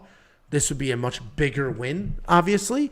But frankly, the only thing that concerns me here is Gabriel Bonfim's cardio. We haven't seen him tired, but Dalby's kind of tough. And all of a sudden, this fight goes a little longer. Dalby's in the third round. I don't know what Gabriel's going to look like. We have no idea. So Gabriel Bonfim is going to be the pick. I'm very confident in that. But I would like to see him go the distance at some point so I could know what the deal is. What do you think, Jakey boy? Yeah, I think it's going to be a while until he goes the distance with somebody, because as much as I kind of was like a hater versus Ismael, the other Bonfim brother, I am the exact opposite for Gabriel. I think he is everything that Ismael is, but more. I mean, he is very technical with his striking, much more technical than his brother, possesses the same type of power, but is an even better wrestler and even better grappler, and you've seen that in his last couple finishes. I mean, that guillotine, and I'm not a guillotine guy. You hear me trash guillotines all the time, and eventually maybe that's where it gets him in trouble against like a really solid wrestler, and he's trying to get the guillotine. He can't, and then he's held on his back, then he's worn down. Nicholas Dalby's not that guy. I mean, he's not that guy that is going to put him on his back and grind him to a win. Nicholas Dalby is a durable guy. He's a good guy. He's been around the block. He knows what's going on. He understands the task at hand. But as you mentioned, isn't a dangerous guy at all. Gabriel should be able to get in his face, do what he wants to do. And honestly, I mean, I think Gabriel absolutely dominates this fight. I put a bet on him in the first round. That's a little free premium bitch. Premium bitch right Yeah, there. you are my premium bitch. Go ahead. You want to elaborate on that? Or? No. No? Freudian slip there? No. No? I'm going Bonfim all the way. I think he dominates this fight. All right, you're far. I'm very confident in him as well. I also have action on him Check that out on the premium. Your fat ass dog eating for the second time during this stream. You know, what's funny about that is somehow that thing got like disconnected in the middle of the night. So usually it goes off at like 5 so she can eat. By the time I woke up at like 10:30, because usually I sleep in 10:30, 11. By the time I woke up, it's a giant I think at like 7. I think I wake up at like 7. Usually I wake up on my own like 6 or 6:30. But by the time I got out of bed, I went to the living room. She's like just sitting by it, and like I walk out, and she looks at me like, "What the fuck? Like, what's going on here, huh?" I was like, I knew immediately what I was like. Oh, my bad on that. Good for her. She doesn't bark or scratch at you or whine or wake you up or anything. Dude, I get woken up. She's Let's put a it this way. normal dog, man. I set an alarm tomorrow. I have to go to Dallas for a couple meetings, and it's my daughter's birthday, so I gotta like get shit, whatever. I set an alarm for 5. That alarm's not gonna go off. The dog is gonna cry for food, not the new one. The new one is actually very good in this regard. The original dog is gonna cry for food. Was that a second round? Yeah, it only goes to like a certain amount, so I have to double it up in the morning and at night. Oh. There's only like even the max setting isn't enough food because it's like a cat feeder basically. I mean, it's supposed to be like basically for cats. So, well, anyway, Scout, the other dog, at 4:30, 4:45 starts just whining. I'm a light sleeper. I'm up, and then that's it. It's effing brutal. So good for Indy for letting you sleep. If somebody knocks on the door, she'll bark, but other than that, she just chills, hangs out. Yeah, she's normal, very normal. She is a good dog. $9,300 in DraftKings. I probably will spend that. Like I said, I actually do want to see this go the distance because I want to see what the hell his cardio is going to look like. But even then, he's just so all in on the grappling. I can trust him to put up some big points, at least early. I'm probably going to spend the $9,300 in DraftKings. Are you? Yeah, I think this can be over quick. I mean, is his brother 95? Who else was 95 that we were talking about where it's like, I think Bonfim's way better value than whoever we were talking about. Can't remember who it was. Yeah, I forget who that was as well. Because I remember I specifically said I'd rather spend 91, 100 on Rinat. Ooh. Ooh. Congrats. Ooh. Ooh. Listen, I'm going to tell you to become a premium member, but don't take it from me. Take it from Jason. Jason said, I became a premium member because I like Jacob's insight. Last week was great with the lock of the week and the safety parlay both hitting. Johnny Walker was the last one. I like that, Jason. Keg of? Oh, the whole thing didn't post. No, yeah. Where's the rest? That's it. That's the whole comment. But anyway, appreciate you. Join him. Become a premium member. It was the last leg of 2 big parlays that still paid well. Premium is totally worth it. Support the channel. I didn't make that up. That's what he said. Yeah, I see it here. So thank you, Jason, for that. Guys, become a premium member. You're hearing it from the community. WeOwnPicks.com. It's only $10 a month. Elizabeth and the Hizzy. Next up, at UFC Sao Paulo, we have the main event of the evening, the new main event of the evening. This is originally was Jalton Almeida versus Curtis Blades. Curtis got hurt. Derek Lewis said, yeah, I'll do it. And we could always count on Derek Lewis to show up, swing, and try to win this fight. He tries to win every fight that he's in. Whether he can or can't is a different story. And this is a tall task because he is taking on Jalton Almeida. Jalton Almeida is 19-2 overall. 5-0 in his last 5. This guy has not lost a fight in 5 years. He's taken on Derek Lewis, 27-11. 2-3 in his last 5. He's coming off that losing streak ending knockout win over Marcos Rogerio de Lima, where I don't think Marcos made it to the center of the octagon before Derek Lewis was flying high and blasting that dude with the flying knee. That was a heartbreaker for sure. I was definitely not on the Derek Lewis side that night, and I was like, he's fine. He just fell down, thinking that like Derek Lewis just ran him over, but he landed that knee clean, and Rogerio was not fine. Honestly, Rogerio's chin obviously he lost that, he got TKO'd, but he wasn't out considering the force he was. I literally thought that he was good. I literally thought he just fell down. I was like, oh, he'll be able to out grapple out of this situation, stay safe, get back to his feet. Then he goes turtle position. Derek Lewis is just like fucking. I'm like, oh god, it's over now. Well, and that's what makes Derek Lewis such a scary man. We all knew he has massive power. Everybody knows he has massive power. I don't care who he beats, including Jalton Almeida. you're never going to be surprised. Like, there's not a single fight that Derek Lewis could win that you'd be like, couldn't possibly have seen that coming. Of course you can see it coming. He is quite literally the knockout king. He has more knockouts than anybody else in the UFC, not just heavyweights, anybody else in the UFC. Insane amounts of power, never out of a fight. Famously, he's been losing many, many fights. Lands that big punch, gets it done. This last fight wasn't a punch. It was a flying knee. He got it done there. I just think this is too much. Derek Lewis is never the better fighter in a fight, ever. He is always the more dangerous one, but never the better fighter. This is more of the same. Jailton Almeida, we haven't seen enough of his striking to know if it's great or awful. I think it's somewhere in between. I know earlier in his career, he fancied himself as a striker. He wants to be a striker. Fancied himself. Well, because if you watch his interviews, what I say about you're just so old, man. We're literally 3 years apart, dude. We were talking about before the stream. It feels like it's fucking 30. Dude, my fucking fancies himself a striker.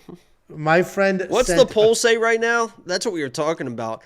Here's the poll that Angelo wrote for the channel. By the way, like the stream if you haven't already. If you're watching us afterwards, just like the stream. Leave a comment. Let us know. He says, and this is the poll he put to entice people to like the stream. Are you guys going to like the stream to support your dudes? And then his options are, of course. And then the other option is, no, I'm a weird hater. I what didn't a realize weird way that's to how write I that out. Are you going to like the stream to support your dudes? You really are like Goofy in a Goofy movie, like trying to be cool. You think I talk weird? This is my buddy, and I promise you, he's like a cool dude. Like a real fly cat. He sent like a couple of memes and stuff. Pajamas. And we didn't, me and my other buddy hadn't replied yet. And then he said, I have several other funny musings and social media highlights, but I'll wait till you respond. And we were like, musings, you nerd? And that was he hasn't responded since. That word in my life. Well, you're not educated. Anyway, he's taking on Jailton Almeida. Jailton Almeida is a diehard nonsense, no nonsense, come forward, shoot a takedown almost instantly. Insane powerhouse that's going to pick you up, slam you down.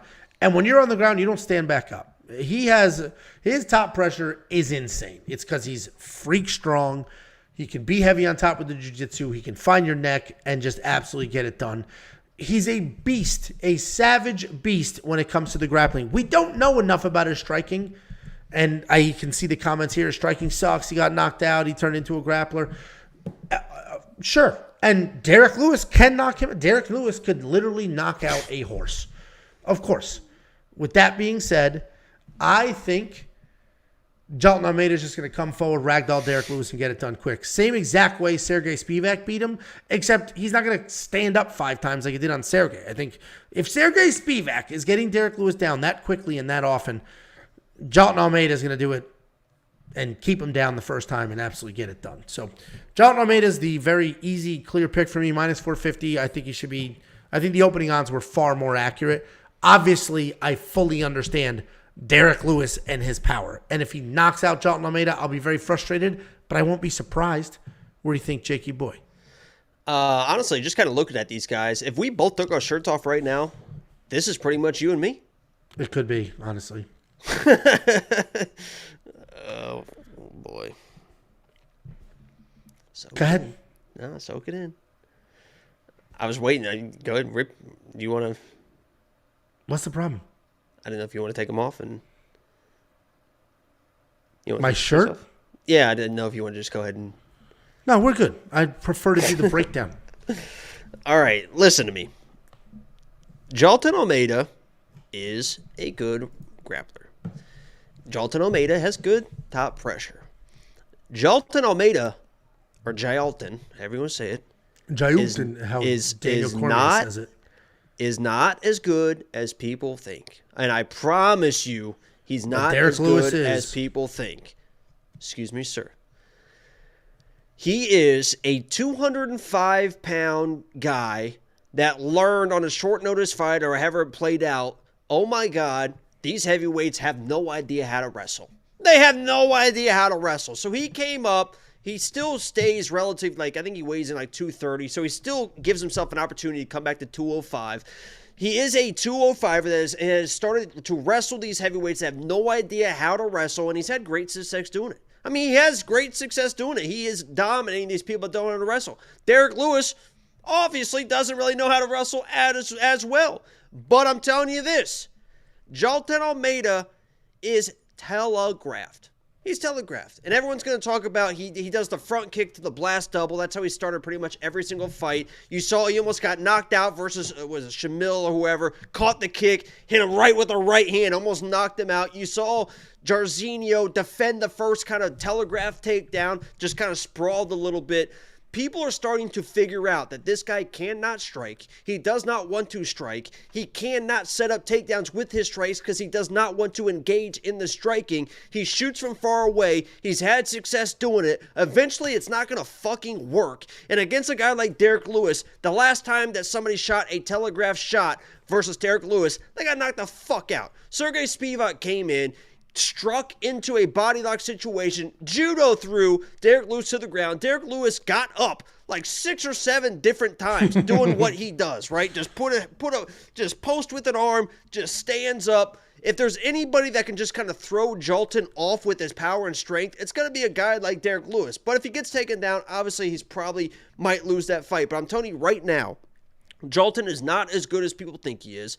Maybe he comes in, gets a takedown, looks fantastic. There is going to be a moment to fade Jailton Almeida. It was going to be Curtis Blades. Curtis Blades was going to come in and destroy this kid, send him back to 205. I still believe that his shots are so telegraphed that Derek Lewis, coming off a big win, a confidence booster, coming into Brazil, nobody's giving him a chance. He is going to find a shot on one of these telegraph shots. He's going to hurt the kid. He's going to put this guy out. I am taking Derek Lewis in the upset in the main event. I just don't think Jailton's that good. Yeah, I just fundamentally disagree with you. I think you're grasping at straws. I think it's, I mean, that guy shoots from 9 feet away. Just so does Hamzat. I mean, head down. So does Hamzat. Just head down. So does Hamzat. Doesn't matter for him. Hasn't mattered yet for Jailton Almeida. Yet. You're right. And Derek Lewis is going to be the guy. Hasn't mattered yet. The last time that shot a terrible, just head down telegraph shot, Derek Lewis said, oop, boop. I'm happy to bet you. You're so confident. Boop. All right. You bet 100, and then you're paying me $300 and some when Derek Lewis wins, and I'll give you 100 if he loses. Oh, big gulp there and a cough. Little, he's like, whoa, I don't know about that. You said 300? It should be 400, honestly. I'll send you a bet openly. Yeah, I'll send you a $500 bet openly right now. I didn't think so. I'm choking. You got it. So is Jailton. You can already hear it. Oh my God, he's really struggling. But yeah, I'm telling you right now. And let me. This is a grain of salt. I'll kind of elaborate this on a little bit while Angelo's dying on screen. I'm good. I'm back, baby. I am a Jailton hater. I've said for a long time that he's kind of a fraud. He's been wrestling these heavyweights that don't know how to wrestle, and obviously Derek Lewis doesn't know how to wrestle. But so take it with a little bit of a grain of salt. But I was going to be all over Curtis Blades. I mean, all over Curtis Blades. I'm going to send you a $500 bet openly bet. Okay. I mean, go ahead. I'm sitting here just. I've been waiting. Oh well, I'll do it in a second. I bet $4.99 from Siggy asking who is more well endowed. I'm not answering that question. I'll answer it. I'd assume Derek Lewis. I would assume with the frequency of willingness to take off his shorts and throw his cup into the crowd that he is not ashamed of anything that he's got going on down there. And Jailton, to his credit, like I said, 205-pound guy. I've been in the locker room with a lot of 205-pound men. Have you? Ooh, here we go. Create bet, 500 schmagalots. Hold on. Please hold. This is going to be a nice one. This is going to be nice, easy money. Here we go. Share it. Copy. I'm going to do it in the public chat. Now I'll do it in the private, just in case. Here we go, Jacob. Let me know when you take this $500 bet. I just sent it to you. You only need to bet $132.90. Very easy. There we go. Looking forward to taking your money. DraftKings, are you going to spend the $6,600 on your hero, Derek Lewis? My max, 132.90, right? That's what it says. It's been accepted. There we go. Are you going to spend the $6,600 in DraftKings on Derek Lewis? I think that there is probably some better value in DraftKings, but if you are playing cash games, I think it's something to consider. Okay. Well, I think we got our answer, folks. I think we got our answer. Guys, become a premium member. That's the show. Premium member supports all of this. Keeps everything running. It's only $10 a month. Go to weonpicks.com. Click Become a Member at the top. And you're going to get things like the safety parlay. The net units on the safety parlay is over 20. We haven't even been doing it for a full year yet. The last two events, I've given you over 2 units of net profit from that one single parlay alone. You're going to get tools like the line movement tracker. You're going to get detailed data, metrics, and analytics. You're going to get more than just me and Jakey Boy. We have the MMA Minute. We have Running Mouth MMA. We have Artem. We have the Pick Doctor, all providing picks, insights, bets, round line leans, confidence plays, and more. And this is all included in that $10 a month. Just click Become a Member at the top. There's more. Always. Don't forget to follow our socials. That costs you literally nothing to click a like. Yo, follow me on the gram. Follow me on Twitter. It's right here. The both Why the do you same. want the followers Get on my Instagram? followers up. Get my clout up. So when I message these girls, these females, these Brazilians, these fighters, they have a little bit more respect for me. Get the numbers up. Let's pump the numbers up. Pump them up. Your Instagram is mostly just pictures of you shirtless. I just posted this Why would these picture people follow because, you? I mean, look at this. This is crazy. I mean, sometimes I do take pictures and I'm like, that really is me. It's I mean, that is like, I mean, holy shit, man. Hold on, Make let me sure turn you this- hold on. follow. That's going to be a fun on, follow. I mean, this is like, this should be fucking, oh my God, I'm so good looking. It's crazy. Look at that. Oh my God. I'd love if you stood in the doorway so we can really judge the height there. The doorway's right there. Look how tall I am. I mean, I'm as tall as the doorway. Look at this. That's not I'm how. as tall as the doorway. That's like it's like 6 inches from the top. That's an 8-foot doorway. I might be 7'4". Could be. You might be. Probably not. Guys, if you want me to measure Jacob on stream, send a measuring tape to this address. We open everything in the mailbox on the Fight Foods vlogs, which is for pay-per-views. We'll open it. We'll take a look. I know for a fact somebody sent some unbelievably spicy stuff. I haven't opened it yet. When I do, I can't wait. There's I'm going nothing to I try love it. more. Nothing I love more. Good. I would love to see if you're man enough to try it. I'm about to order some McDonald's, and I don't mean to brag, but I get barbecue sauce with my chicken nuggets. I mean, I mix it with the ketchup, but yeah, I get it. No, I cut it half water. I put it in a little cup and just half water, half Soup barbecue sandwich. sauce. Guys, thanks for hanging out. WeWantPicks.com. Do all the things that we genuinely appreciate. Love you guys, man. I mean, for real. Obrigado.